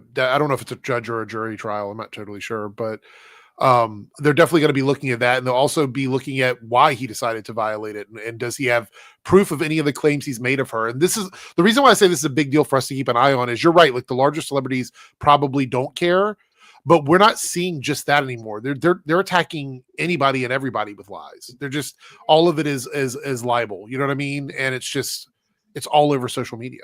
So yeah. You do have a super chat from somebody else's channel here, from DJ LO5 £5. Do you think Warner Brother will likely be bought by Apple or Universal? At this point, I'm praying Netflix is Warner Brothers, since MAGA wouldn't get its hands on it. When you get into that, I haven't looked into what the news is today. I don't know why you don't mention CBS Skydance. I don't know if they're not in contention anymore, because if they are, that's a very bad thing. We found out some information about how they operate yesterday. Yeah. And and apparently there's a rumor the Saudi government is trying to throw their hand in on it, which I don't necessarily believe that until I see it. But yeah. So I'd said when we first talked about it that this guy is him and his dad are like the second richest people in the world, the Ellisons. So they're probably big pieces of shit. And this guy is a big piece of shit. He's MAGA, and he specifically apparently said that they want to build a MAGA brand essentially with their media. So in the event that they end up owning and operating the DC Comics characters and media, it might, one thing is that they have a list of people who have spoken out critically of Israel, and they don't work with those people as actors and whatnot. So that would probably wipe out a good chunk of the people that we're used to. Well, he also said the Ellison said that he wanted to bring alpha male energy back to entertainment or whatever. Yeah. Did you post that on YouTube community, Eric? I don't remember. I made a video about it on Monday. Okay. Oh, yeah, I made a video about it. Yeah. I basically just said like this is worst case scenario because I have never advocated for entertainment to be owned by Democrats or Democratic or progressive ideology. I have never ever advocated for that. I don't think it would be good for anybody, for any company to have like an ideology at the top that everybody has to adhere to. I think that's bad. All I've ever asked for is fairness and fair treatment for everybody in the industry. You know what I mean? So that's what I've always been about. So having someone come out and say that they want to take their mega entertainment empire and turn it into a MAGA propaganda empire is a red flag for everybody. Like, it doesn't matter if you're MAGA or not. Like, what happens if the same thing goes on with Disney? What if Disney's like, now we want to be like the anti-MAGA empire? Like, you guys would lose your fucking minds. This is not good. It is not good for entertainment at all. We wouldn't get movies like Sinners and stuff like that. They would take all anything diverse out of it if it did not speak to MAGA ideology. That's just the reality of it. Well, let's be honest about it. They shit their pants when Disney made a slight move in that direction without even going that far. So, yeah, they would hate it. But what I find weird about this is it's not going to work because we've seen what happens when you have that ideology in place over an artistic endeavor. So, are they just got enough money that they don't care about sinking? I agree with you. I agree with you. I think if they try to turn, because we've seen it happen with what is it, the Daily Wire service or whatever. Yeah. Like when you try to turn media into that, it fails. It falls on its face almost every single time. And so to turn Paramount and Warner Brothers into a MAGA studio would be the end of those. They would die. They would die if they did that. It just, that's the reality of it. The studios would not survive through that kind of rebranding. It wouldn't work. And they're both publicly traded as well, aren't they? So they both have shares. They would have to take it private. That'd be the only way they could do that. Yeah. And I don't think they want to do that because too many people in the richosphere make money off of these things. That's how they get a lot of deals done. So taking it private would be a disaster for them. Well, Sam, I think the goal is with a lot of this pushback is that Warner Brothers will stay a separate entity. That's what's probably going to happen, depending on whether or not their shareholders decide to take any of the bids, which, let's be clear here, I wouldn't be surprised if they did. And we know that the Ellisons are tight with Trump, so the FCC is going to approve anything they want. So, because they just did that disaster, what is it, CBS did that disaster fucking 60 Minutes interview with Trump that was just even edited was a garbage ass interview. I haven't looked yet. I heard some stuff though.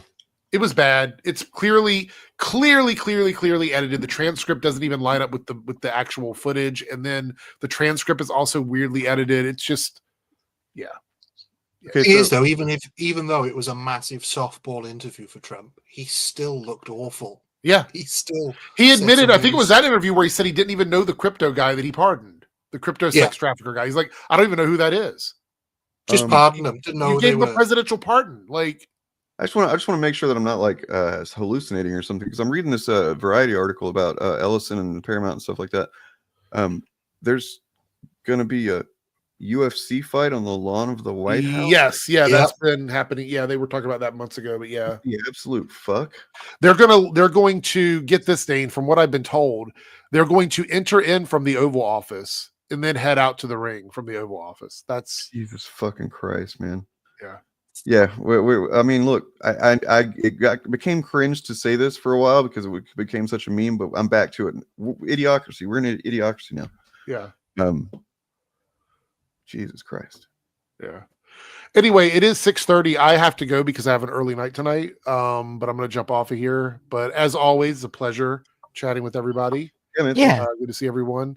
And everybody watching from my channel, be good, play nice, or you will get muted. I'm pretty sure that some of you are waiting for me to leave to do that. So I look at my list afterwards and I'm like, there we go. There we go. Anyway, I'm out of here. I will see everyone later on. See ya. Yeah. Well, what do we got? So Sydney Sweeney's going to be the next Bond, James Bond. That's pretty This cool. is what I hear. This is what sources are saying. This is what the sources are saying, and we are outraged because I don't know, James Bond is not a woman, and we think that James Bond should not be a woman. No, I don't know. What was the deal with that? She said she was like interested in, she, probably kind of No. There were rumors circulating that Amazon were looking to her to be the next Bond girl, even though they've officially stated they're not going to cast until they've got a director and a script in place. And at the moment, they've only got a director. There were rumors that Sydney Sweeney was going to be the next Bond girl. So in an interview, the interviewer asked her, "Would you be interested? There's these rumors circulating. Would you be interested in playing the next Bond girl?" Right. Well, she said, her statement was, "I would be more interested in playing Bond." Yeah. Yeah. Ooh, I mean, which seems a woman. Well, that seems like the sort of thing that if any other actress said it, then the Chuds would have at least 2 months of content out of it. Right. Yeah. Yeah. I mean, So- honestly, he has not missed once for me. So I'm obviously gonna check it out and hope that it's good, but I don't know. I just don't see. Patrick H. Willems. I don't love all his takes these days, but like he did do a Bond video not long ago that he essentially nailed it, in my opinion, as far as the why it's going to be so difficult to do another iteration of Bond after the Daniel Craig iteration, because that one was the one. But yeah. Not just that, but it's not even that Bond's antiquated now. It's that the world has changed so much that people understand. People are looking for more realism now. Yeah. A bit like they were when Daniel Craig started, but people didn't actually want realism. They just wanted sort of Bourne Identity type realism. Right. Whereas actually spying is just really boring 90% of the time. So is it going to be James Bond sat at a computer looking at Russian files all day? Or I wonder if he'll release the fucking Epstein files. that would be interesting. A story really about a story about finding out that a famous world leader was best friends with a pedophile. Yeah. Well, but like if you want good spycraft stuff now, entertainment wise, and I've said this a few times here, but Slow Horses on Apple TV is you have said that. fantastic. I should check it out. It's unbelievable how good a show it is, and I urge everybody to go and watch it because, I mean, it's hilarious as well. It's very funny, but it's also taking a semi-serious look. It's elevated reality because the sorts of things they deal with, you could potentially see happening. Plus, they're all a bunch of fuck ups. So, I mean, I don't think so. Superior. I don't know why you would say that about everybody else, but I mean, are you trying to suggest something about? I mean, Jeffrey Epstein definitely was. See, did not watch all that Angie live stream last night. It was on status of story. Yeah. I didn't know they streamed last night. Yeah, it was the same time we were streaming. I did mean to mention it, but I forgot. I normally try and avoid that, but last night was a special occasion. So yes, it was. Yeah. So yeah, what do you do with James Bond? Do you make him more like the Mission Impossible films? Why bother? You've already got the Mission Impossible films. The reason Bond worked originally is because seeing a spy go all around to these exotic locations and do spy stuff was interesting because nobody had seen it before. I mean, most people didn't go on holiday in their own countries, let alone jet setting all over the world. But now lots of people travel, and it's really easy to see what other countries are like just by watching a YouTube video. So that element's gone. Yeah, it's also, I mean, I think adapting the I had this old school professor who only watched black and white films, and his favorite books to read for fun when he wasn't doing like academic stuff was the original like pulpy like James Bond books. And he like the way he talked about him, he like really enjoyed them. So I think probably if you're from that generation where that kind of stuff was really big, it has more like cultural currency. Yeah, definitely. I mean that generation is very old now. What do younger people want to see? Do people want to see spy stuff? Because you can't. The one thing you can't change about James Bond is that he's a spy. You could change everything else, as far as I'm concerned. I mean, would it work if he was a woman? It wouldn't make much difference, really. But he's still got to be a spy, and I yeah, mean, so yeah, I don't like the like honestly, I'm not a fan. I'm not going to call myself a Bond fan. I'm definitely a fan of half of the Daniel Craig films. But overall, I just don't think James Bond is very interesting, and a lot of those older movies are pretty lame and weird. I find the idea that like a British like Secret Service agent would be infiltrating American gun militias like rather humorous. That's a funny idea. Like what's that what's the I think it's Daniel Radcliffe did the movie about the Fed who infiltrates the KKK. Yeah, I watched that. Yeah, it's just that, but like he's doing the British accent. Yeah, it was peeking out a little bit here and there for sure. No, I mean like that would be the Bond movie. Is like okay. full. Yeah, but I mean, generally, that was a pretty good movie. I think it was based on a true story, maybe. I don't know. I'm not sure. We'll have to look and see if there's if we've ever had any problem with like white supremacists in this country. I mean, I love the Bond films, even with their insensitivity, shall we say. And to be fair, the books are in some ways worse, but of their time, obviously. They are a product of their time.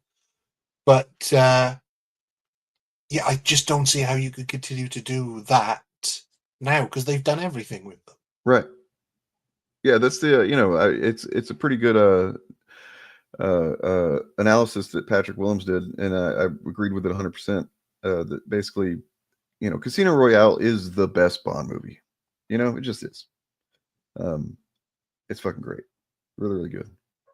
Anyway, I mean, you could do one that was a bit closer to the books, but again, I think that would be quite boring in a film, because a lot of it's about the gambling aspect of it, and it's about sort of the translation of gambling to spying and the sort of the similarities there, the parallels. So they've already done that. Yep. So it seems like basically anything that they do is going to be retreading at least a little bit. But I mean, that I felt the exact same way about Batman whenever we found out that the Batman was going to be a more grounded, gritty take. I'm like, didn't Nolan do that already? And then it turned out that no, he had not done it to the degree that Matt Reeves did it. So maybe there's something I'm just not able to see until it happens. But I mean, possibly, but I think Batman's got a more varied history just because the character's been consistently used and tackled by so many writers and got so many stories. Whereas with Bond, really, outside of the main books, you've got the other books that other writers have taken on, but that's it, and the film adaptations. So there's not as much to draw from there. I mean, we still haven't really seen the Bond movies tackle like the Hutch storyline, or so many. I mean, they just haven't gone near. They've never really done anything decent with Robin, and that's a big part of Batman's character. So I did go ahead and grab this just because I'm fucking curious, man. What he might have to say. It's an 18-minute video. We're definitely not watching anywhere close to that, but a lawsuit update regarding Alyssa Mercante's frivolous joke of a lawsuit that I've been dealing with for the better part of the last year going on now and seems to be never ending. But we have actual conversation from the Honorable Margot K. Brody, the judge over this case. And what was presented to our lawyers today was actually, I don't want to get too like celebratory. Wait a second. So his motion to dismiss was denied without prejudice, which just means they want more info for deciding if Technically true. It's not that they want more info, it's that they weren't provided with enough info to dismiss it with prejudice or to to deny it with prejudice or Right. to dismiss.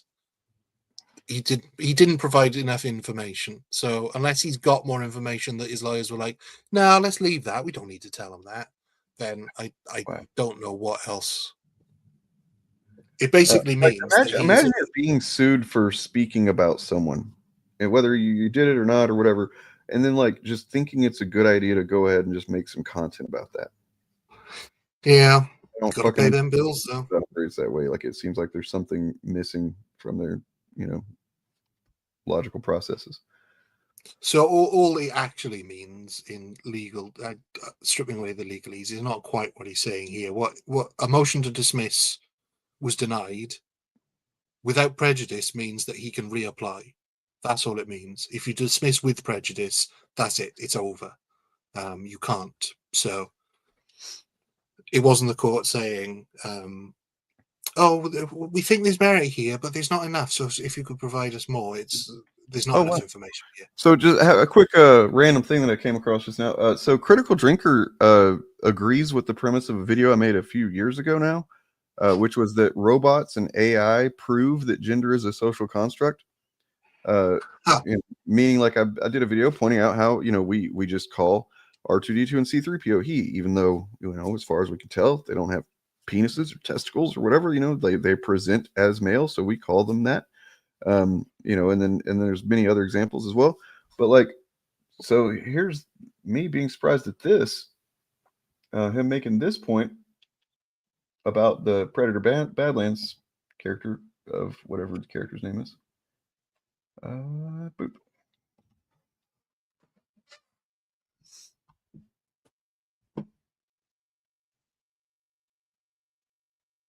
Good job. Way to go, Drinker. You got there backwards, but you're there. Yeah. I mean, it sometimes it takes a while, but I mean, it's she presents as a woman, so I'm sure that everybody refer to her as that. I'm sure if the Predator spoke English, he would. But I mean, we also technically don't know what gender the Predator is. No, I've heard them talking about him with he/him pronouns. Oh yeah, but that's people. Yeah, but that's not. We don't know for certain. That's just what the gender people have ascribed it. The Predator, all of the Predators. I guess, kind of. I'm picturing the Critical Drinker doing the thing he did for the Acolyte, where he's like checking frame by frame, in like Predator Badlands footage to see if the Predator has a bulge.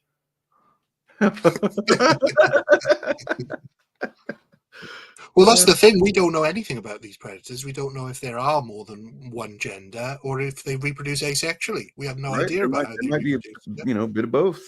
They're all on their own. So he did. Good news. He won. So there you go. Happy to inform you of that. Yep. All right, let's go back to this dumb shit. Just because I'm really, really fucking confused at somebody choosing all the choices this guy makes in his fucking life are just confounding to me. But very good news for my position in this, we'll say. I said on X, lawsuit update. The judge has not ruled on the merits of Alyssa Mercante's lawsuit against me. I'm guessing that the motivating thing that would make him do this, to talk about this shit, even though he probably on some level realizes it's not a good idea legally, for his own case, is just that he's so accustomed to getting all of his validation from people on social media, videos and X and stuff, right? Yeah, because I mean that first sentence means nothing.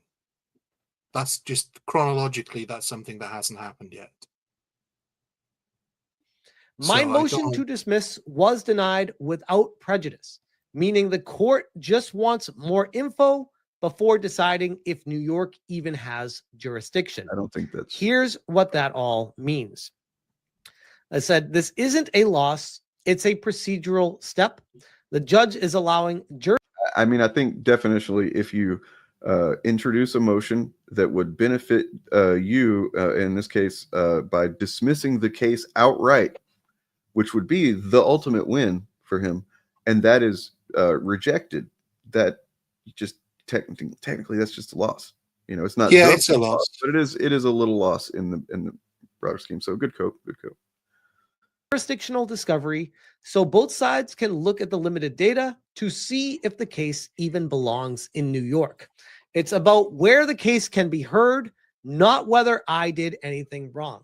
Now, at this point right here, oh, I see. There is okay. I mean, he's making a good point there. That is true. I forgot that his audience is fucking morons, so he has to spell this shit out to this level. Yeah, morons and children also, where it's like they don't know anything. I was sitting there thinking that same thing, like, who needs to hear this? Right. Like, I would never write like a community post for my YouTube explaining to people something like this. That just doesn't make any sense. That I just generally, if I'm speaking to you, I'm going to assume that you understand, and if not, then I'm probably going to stop speaking to you now. What's interesting though is he said that so both sides can look at the limited data rather than look at limited data, which is what he says in the tweet. But I wonder which it is, because looking at limited data means you only allow yourself to look at a limited amount of data. Looking at the limited data means there is only a limited amount of data. So I wonder if the tweet was drafted by his lawyer. I mean, the degree, the level of just fucking self delusion that this guy must operate in at this point. I remember when the lawsuit was dropped on him, and I'm just like looking around trying to find any, because he was constantly making videos. He might still do it, where he's saying that she was stalking him, harassing him. She can't stop talking about him. And it's like, that was before I think she even started doing video game streams and stuff. So, where was she talking about him? Maybe a tweet here and there where she was mentioning chuds in general or something, but like he was making literal videos of her every goddamn day. Just like she would say something completely unrelated to anything and like, oh, that's a video, literally the Jeremy Griggs, Brie Larson thing, right? Melissa Mercante says one little thing, we make a whole narrative out of it. Yeah.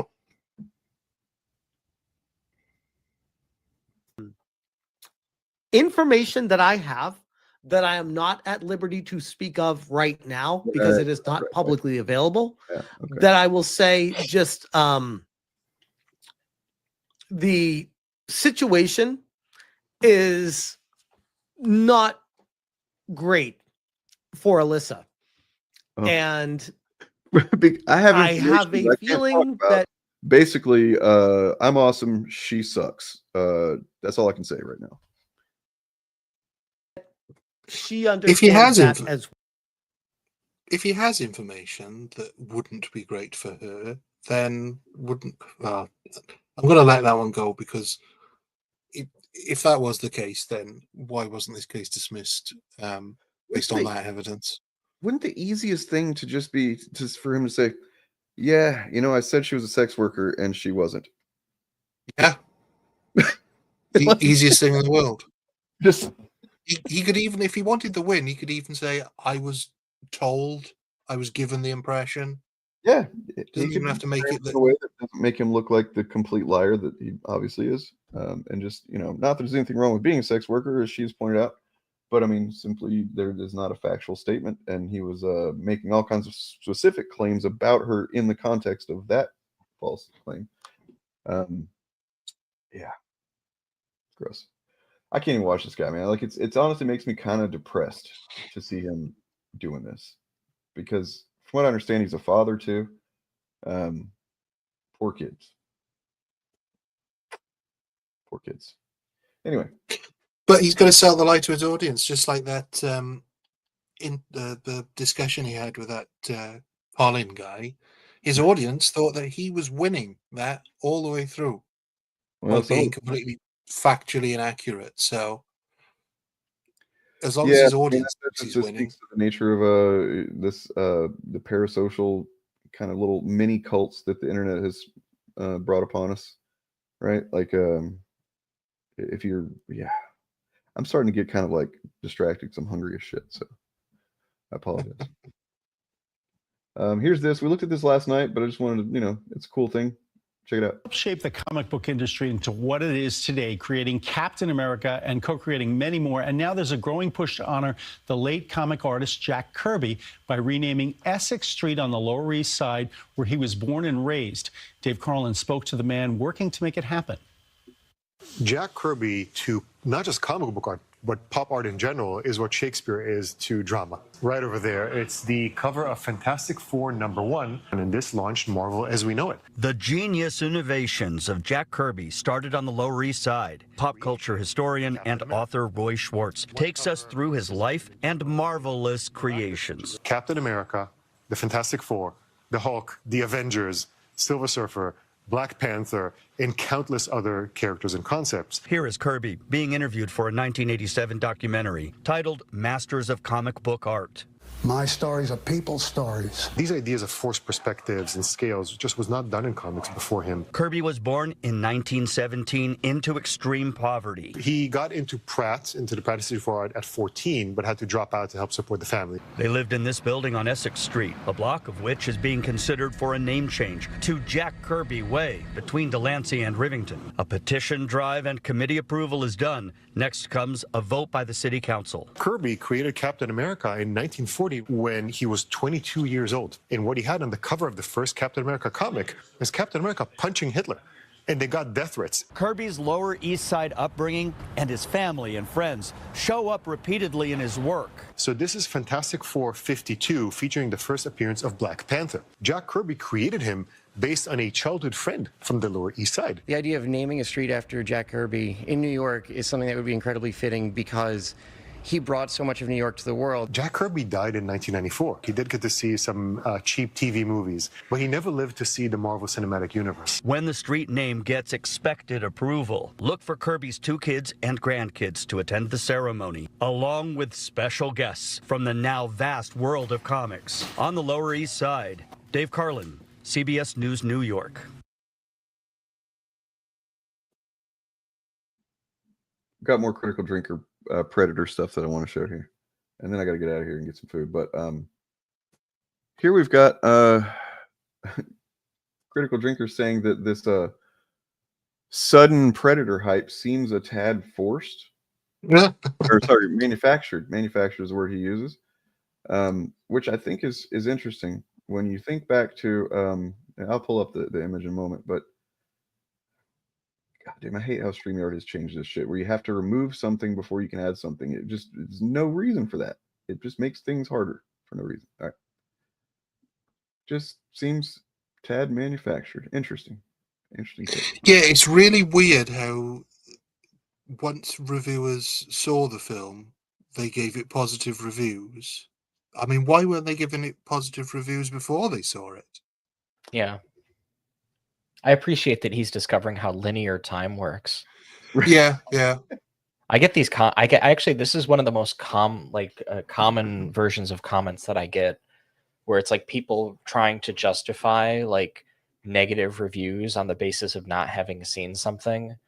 And sometimes they'll make points where they're like, well, I feel like a user review sometimes could be like, I saw the first couple episodes and I just couldn't get into the show or whatever.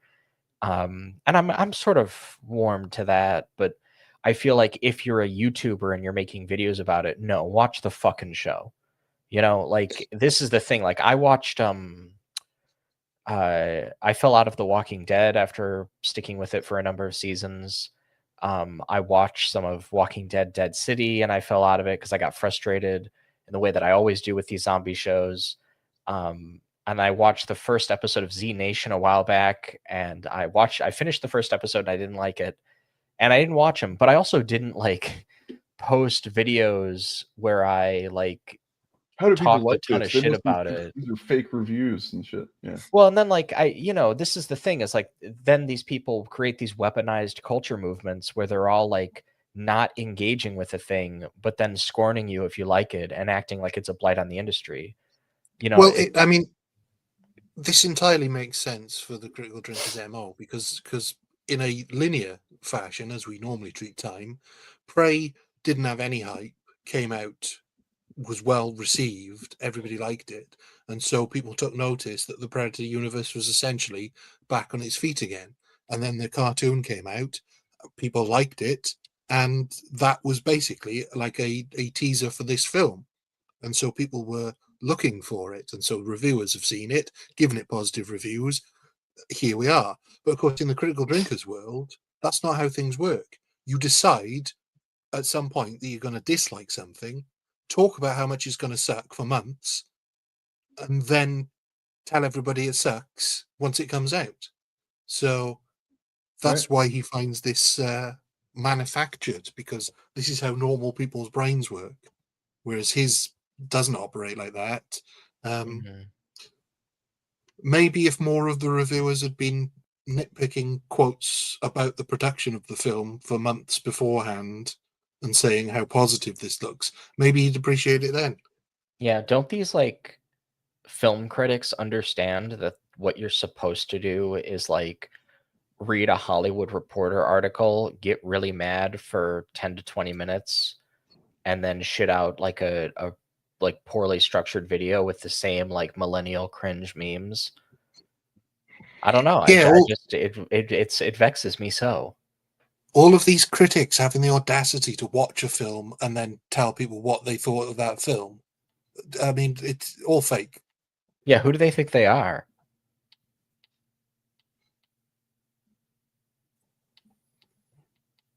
I feel like my humor's too dry. There's going to be somebody who doesn't get that.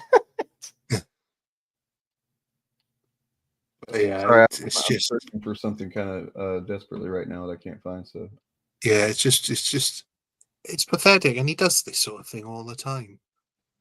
Throw out these little morsels, hoping that people will latch onto them, and then he can make videos about the subject. Because this, I guarantee, the next video he makes about the Predator film will be about how all the hype for it seems manufactured, because that seems to be his MO. If there's enough interest for it. Hey, here's a predator he should make a film about: Donald Trump. Hey. Or make a video about that. See those Epstein files, you know? Found what I was looking for. Thank God. So going back to 2022 or something, when Prey came out. Is that what year that came out? I think It would have been around about then, yeah. This is all full circle here. So 2022, Prey comes out, and I decided for the first time to make a little graphic to show the how I tend to see once you look at the patterns with these chuds, and you start to see this stuff, and these are pretty successful graphics. I think they did the rounds, but this is the very first one, and it was about Prey. And considering him saying manufactured hype, what about manufactured like unhype? So this is a little bit sloppy because I was not super familiar with Drinkers content yet, so I kind of applied some stuff to him that is more about just chuds generally. But yeah, this is his first video about the trailer for Prey that he called "How to Spoil a Good Idea."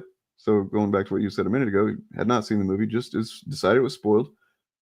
Then in his ideal scenario, it would come out and people would hate it, and they could say blah for all the reasons that I said it was going to be bad. That's not what happened. So then you kind of have to pivot.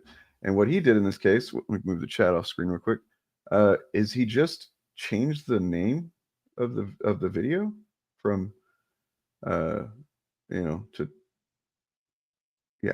that, and then of course the negging like a chick at the bar in Florida or something. No masterpiece, but surprisingly good, which he does that quite often if you pay attention to his review titles. It's like he knows he has to hit the negativity quota, but if something is actually so good that everybody's generally liking it, then he has to kind of appeal to that as well. So here we go, full circle. talk about manufactured shit, man. Yeah, and there was a comment from Chevney at 11. So Critical Drinker hates no, the one before this. So Critical Drinker hates this film because Elle Fanning is the lead and the Predator is played by a Samoan actor. No. Critical Drinker hates this film because he thinks his audience will also hate this film, and he wants his audience to hate this film. Well, I'd say that it's actually also because it's technically a Disney product at this point. Yeah. Although they will ignore that when it suits them, because it's not obviously a Disney product, but I mean, I'm sure they, yeah. I mean, if you look at his, I would bet that like the vast majority of the stuff he covers is some Disney course that speaks to how goddamn powerful Disney's become and how much they own, but still. Because, like we've said before, they don't go after the Netflix Marvel shows, and they were technically a Disney product. They still talk about the old Marvel films, even though pretty much all of them were a Disney product. What was that movie that just came out as an Amazon movie that I actually really enjoyed? And from memory, I don't think there was anything really that they would have called necessarily woke or whatever. Like, but if they were sincere film fans, even and reviewers, then they would cover it. It was a Heads of State, I think it was called, with and Idris Elba. Yeah, it's a pretty entertaining movie, and it seems like that kind of thing that these chuds claim that they would want. You know what I mean? Good action, funny. Of course, there was a badass girl in it, but she wasn't the focus. So I don't know, just stuff like that, man. I'm so tired of chuds. Hell yeah, dude. It was a good movie. It was excellent. That was like some of the best animated action I've ever seen. Like up there with the Spider-Verse stuff. No? Okay. Some more glimmers of hope that Palantir is having a wobble in the stock markets. Oh yeah. The guy who was the focus of the Big Short has big shorted it. So that's positive. This is not positive. So I found something to counter that. Sorry. Might have to cover this on Friday, but yikes. Literally Q posting has been hotel. Like IRL posting too. Does that say deport Medrano? Yeah. Jesus Christ. Yeah. Boycott Amazon. Now I'm confused. Oh, I see. I thought they were saying it was a Disney thing, but no, it's an Amazon now. I understand. Oh, Amazon's the latest target. Yeah, I'm sure Trump really gives a shit. I might be misreading that. It looks like there's an asterisk there that says under the picture, transgender Satan, main character of Has Been Hotel. No, she's his daughter. That's really clearly, you'd only have to watch one episode to know that. This is these people never fucking see the shit they complain about. They really don't. I mean, and they also don't know the stuff that they claim to appeal to as well. So whenever it's like comics or the Bible or the Constitution, they don't know that shit either. They don't know shit. They don't know shit also, they also don't even know their own mythology because Satan's a fallen angel, so angels have no gender. So can't be transgender if you don't have a gender at all. Well, he's a father in the show. Yeah, it doesn't matter because he has no genitals. Hold on a second, Digsby. That's the only one of those you get in chat. As someone who, as of just even 6 months ago, was still letting that word slip out. I'm not gonna, do anything about it at this point. But I'm just letting you know that we're not doing that word around here. And also, then look, you just did another one right after it. If you can't not appeal to ableism, then just get the fuck out of here. What I don't understand about this, so first of all, I don't.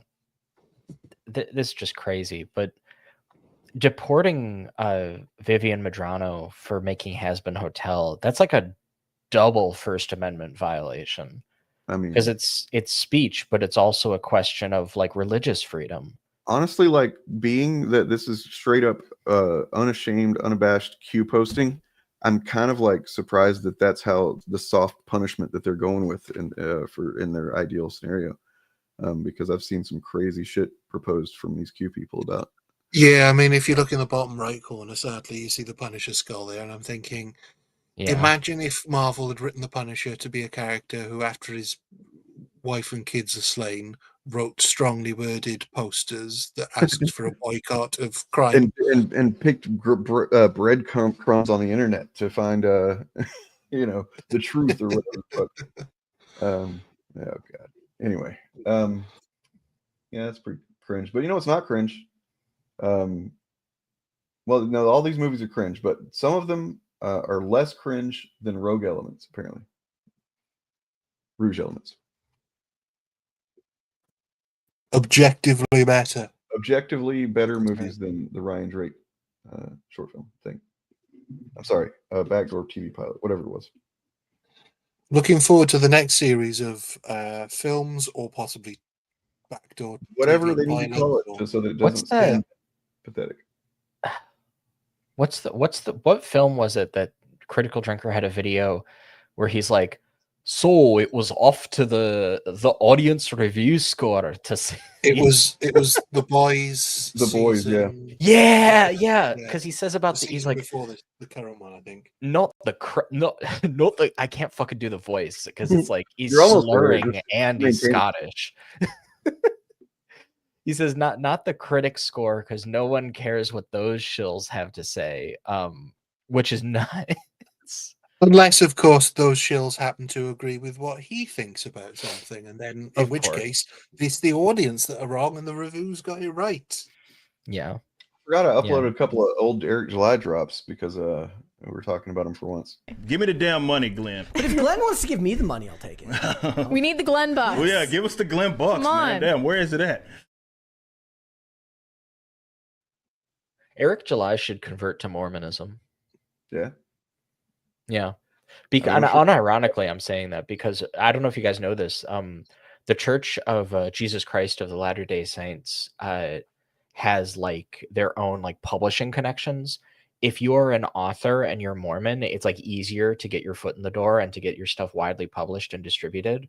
Like no lie, it's like they have like a preferential like publishing thing because there's like a Mormon doctrine about like it's about like men and literature and stuff like that and like because I'm gonna get this wrong but it was like a whole thing with Joseph Smith that like who like modeled like that men are supposed to be like creatives, and it's like they have this impression that like it's like a masculine pursuit to create like fantasy.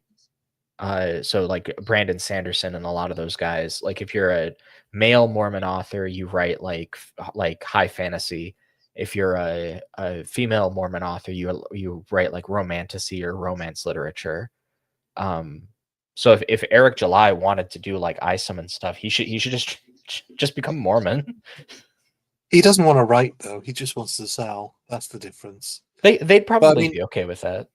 It makes sense for the Mormons to have a publishing sort of wing though, because after Joseph Smith lost those gold tablets that definitely existed, he realized the importance of backing everything up by having multiple copies, I guess. So naturally. Yeah, I am waiting with bated breath to see what Critical Drinker can deliver to us. Now he's got more money from less people to make more of his wonderful set Ryan Drake backstories. I mean, that's the weird thing. When you think about Rogue Elements, he's sort of apart from the books that he's written, which nobody read. Wouldn't you start the story at the beginning rather than completely avoid telling people in the film about all the important stuff that happened in the books that nobody's read? I think the reason why the pitch started the way that it did was probably that he didn't expect to get that much money and attention. Yeah, that's fair. But second time out, he's carrying on the story in the films, not the story of the books. Yeah. Maybe like a sunk cost fallacy kind of thing. Like he just has to keep going. I don't know. I mean, that's a good point. Yeah, why wouldn't he just adapt the fucking books? That feels like such a layup to just like find somebody who's a screenwriter and be like, "Hey, I wrote these like these fiction books. You know, can you make a script out of this and we can make a film?" Well, from what I understand, his books are written as if it's a film anyway. He writes his books as if he's writing films. So they're very bad books and they're also very bad screenplays. They're sort of neither. But yeah, adapt whichever book it is that's got a story that he can tell cheaply on film and just do that. But this is what happens when you have no experience in making films. Sedge. Well, I'm gonna have to get going. But first, a couple more things. You guys are not ready for this, but here it goes.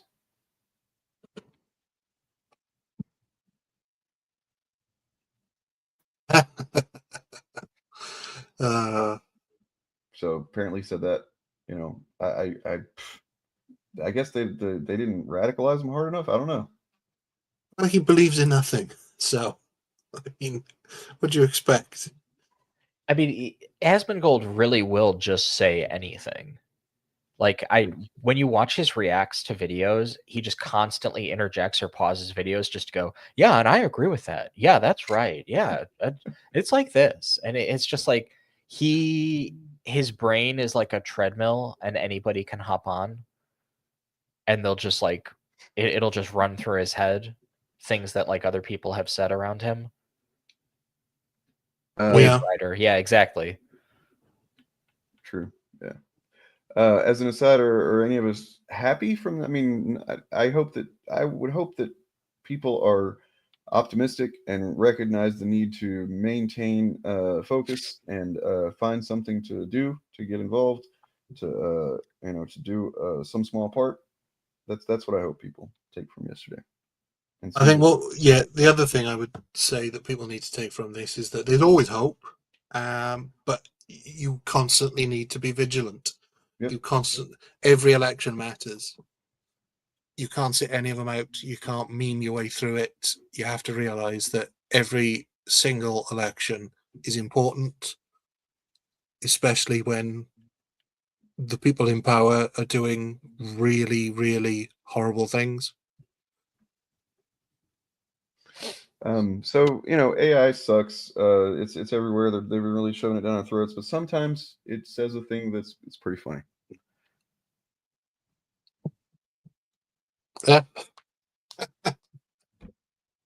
So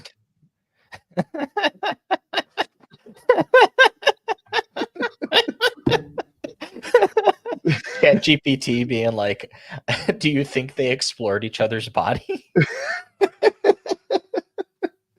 Maybe this is a problem with what happens when you just comb the internet for all your sources and you stumble across slash fiction.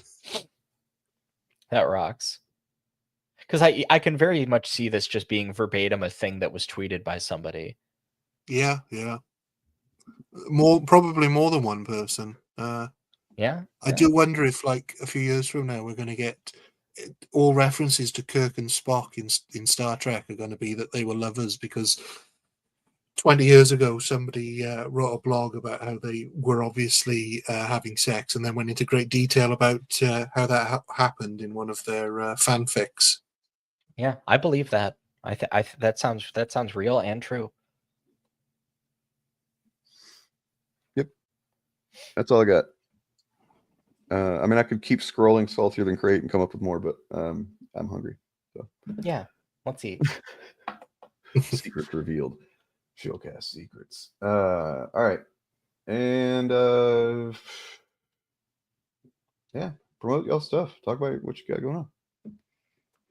Yeah, I think the Ben Shapiro video, if I can't have it done by this Friday, it'll be by Monday. It is a response to his Superman review, but I go super duper in depth on like the way that he thinks and the way that he talks about art and why. It's like a deep dive onto him. And then I'm finally doing my very transgender Lady Ballers review, talking about conservative ideology in that film. And I've got other film reviews. I'm actually hitting up a few this month. I saw One Battle After Another. I'm going to do a video about that. I saw Until Dawn, which is the film adaptation of the movie. I'm doing a video about that. I liked that a lot, actually. I saw Weapons, which is, if not my film of the year, at least top 3. It was I thought fantastic. very Movie, interesting. right? Like, it was very Yeah, good. I really liked it. I'm a really big fan of that. So I'd seen Barbarian. I love Barbarian. If you haven't seen that, watch it. Same writer-director. And after Weapons was over, immediately when it ended, I picked up my phone to look up something, see what people were saying about it. And that's the moment that I found out he was part of Whitest Kids You Know. Yeah. Yeah, I think he said that emotionally for Weapons, he drew on his friend's death. Yep. You know, I don't the think film enough is is kind of being- about a few different things, but definitely you can get this sense of like grief and loss and like tragedy from it. And I don't think enough is being made about how, and I'm trying not to spoil this, but the old lady character is played by the same actress who was John Candy's love interest in Uncle Buck. I don't think Oh my enough is being god! made The about moment. Oh my god! Yes. Holy shit. Yeah. That's interesting. That's literally the only other thing I think I've seen her in. I think she's not prolific. She's more of a character actress. I up until talk now. about this, I guess, because if you guys have seen it, I want to mention this. So I talk about this in the video that I'm going to have at some point up this month on the channel. But the thing that I noticed about Weapons is that everybody was talking about the scene where, I'm not going to spoil like why or how this happens. There's a dream sequence where the time that, because the basic premise that starts out at the beginning of the film is a bunch of kids disappear. I don't think that's a spoiler. Are you talking about the gun? Yeah, there's a dream sequence where the father of one of the kids sees a place. I'm not going to get into that, but over the top of the building is the like an image of a gun, and it has a digital clock built into it, and it says 2:17. 2:17 in the film is the time of the disappearance at night. It is also, I think, the ratio of people in the classroom who stayed to who disappeared. One child and one teacher stayed, and the rest of the kids disappeared. I've seen people bring that up. 2:17 is also in. I was searching for what people were saying about this because I had an instinct about what it was, and I checked, and people were bringing up crazy stuff online. Like somebody said in 2022, there was an assault weapons ban that passed the House of Representatives by a vote of 217 to 213. Oh my And they God. were like, oh, it could be a reference to that. And I was like, man, if it didn't have the gun, I would say that's far-fetched, but maybe. Right. You know But what it actually is. I actually went down several rabbit holes trying to figure out what other people were thinking of the movie, because I had my own thoughts throughout, and then I'm like, kind of wanted to see what other people. It doesn't seem to be. You know what? If you want to come on Must Stream Friday, I'd love to talk about the movie with you. So. Yeah, the thing I just wanted to say is Josh Brolin's character is screaming the name of his son. Yeah. In that sequence, he screams the name Matthew and then looks up and it says 2:17. And if you check your Bible, Matthew 2:17 is the section of the Jesus story where King Herod kills all the children. Oh. So it's like that was what I thought when I saw it. Like that was the Wow. first thing that I did after the movie was over, is I looked that up just to make sure I was remembering that right. Yeah, it's really, and also, by the way, in that section of the Bible, in that passage, there's a mention of a dream sequence of the truth being revealed through a dream. And also, there's an AR-15 in that sequence, in that passage as well. Yes. Yeah. So it like, it's a lot of people have brought up that it's like a metaphor for like school shootings and gun violence, which I think is really interesting and accurate. And yeah, it's a really great movie. There's so much to talk about with it. I wrote a whole thing, so I'll maybe hold off on saying anything more until I put my video out. But And then last thing, month, I mentioned stuff that I'm doing next month, but I've mentioned everything that I'm doing this month so far, except I have one thing, and it's probably going to be next week. Whether or not the Shapiro thing is done this week, if it's done next week, then that and the Star Wars Fascism Explained video will be up. I'm doing a video explaining how Star Wars portrays fascism. It's going to be like a whole thing. It's going to be one of my most anti-fascist videos ever, I think. Fuck yeah. Looking forward to it. Right? For me, business as usual at the moment. I'm still trying to write scripts for other stuff while I crack on with my Rockford reviews. I've had to take a little bit of a break because my partner has been ill for the last week or so, but hopefully I'll be back Saturday. But yeah, that's it from me. Like I said, working on some other scripts, but they've also had to take a bit of a backseat, but she'll be back on track now. Well, where I'm at is that I am still in the final stretch of completing my music project, and I'm also been working on prioritizing, creating a workflow for myself that prioritizes Patreon as well as channel memberships. But like, so I haven't been the best at being consistent historically with doing the the early access to videos and stuff. Sometimes I just will upload on autopilot to YouTube and then not think about it. So I'm an asshole. But yeah, I'm making sure that all these things are going to be built into a reminder system that I have. And yeah, so that's going to be a thing. And so the reason the music ties into that is because the music is not, I'm not going to be selling it or anything. It's just going to be kind of like one more incentive for those who want to support the channel. You get those downloads for free, as well as any other music that I've made. I've made quite a bit in the past. Probably got a few dozen original bits of music that I've done, various kinds. Yeah. Anyway, that's those this music project. I'm getting back into regular content. So yeah. What's up? Just for those who are not with us this week, or those who departed early, Eric's got a video up that he put up about 2 hours ago about Disparu being gross, which I think we can all agree on. Bob at Organized Chaos, Bob at Bob of the Old Ways, Pillar of Garbage is looking for patrons, if you can help him out with that.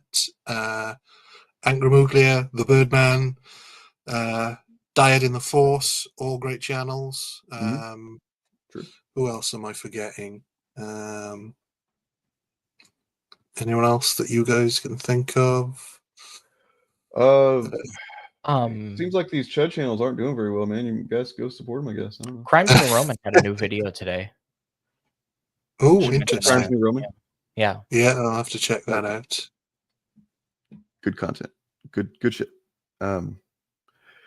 Yeah, I think that's all I had. I feel like there was maybe one other thing that's going to hit me as soon as I get off of here. But that's okay. I'll talk about it Friday or whatever. But yeah, you'll have a lovely remainder of your week.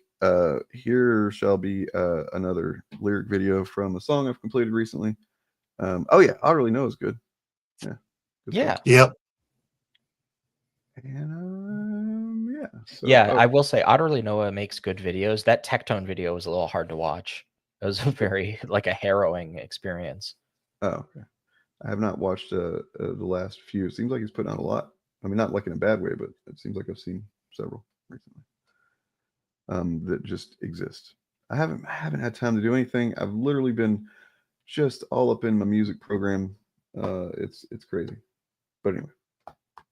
Yep. Also this for sure. Always that. And release the Epstein files. Both of those. Also very real. Yep. Yeah. Man, I'm so fucking hungry. All right. See y'all later. The Rippaverse isn't fucking going anywhere. I'm not going anywhere. I just fucking relaunched.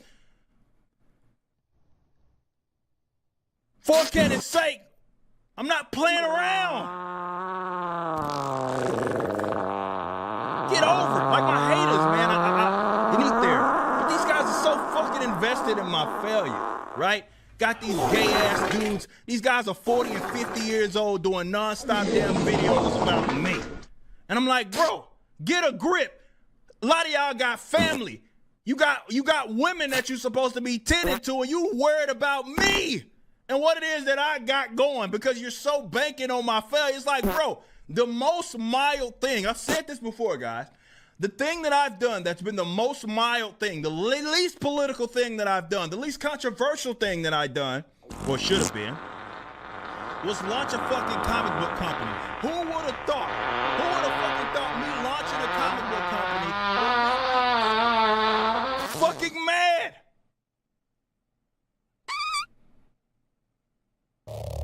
Of all things, not my hot take on social issues or... Human beings are getting caught up in this changeover. We are being encouraged by the oligarchs and the billionaires to hate one another.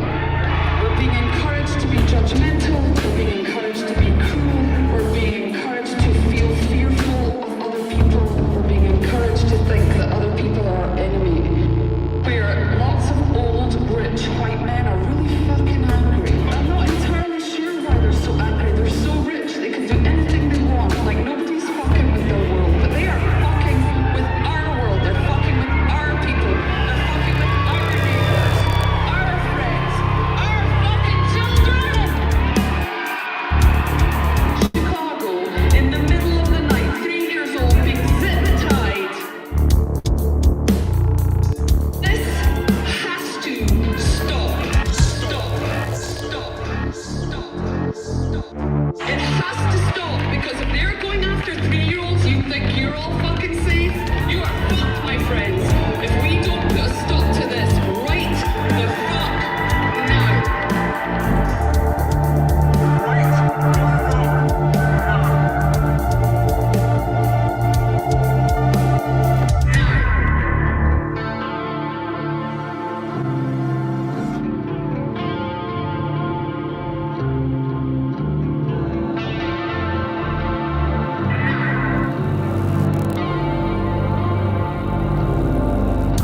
Behold the serpent, beware the oldest light. Begrudge our brother for existing on the wrong side of an imaginary line.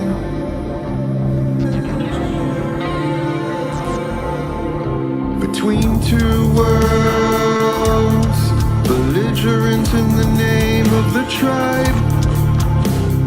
I beseech you to believe in more than the light reflecting off of these shells we occupy.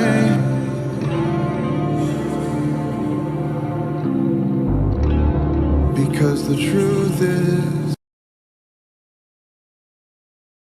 Enjoy the negative grip, guys. I'm out.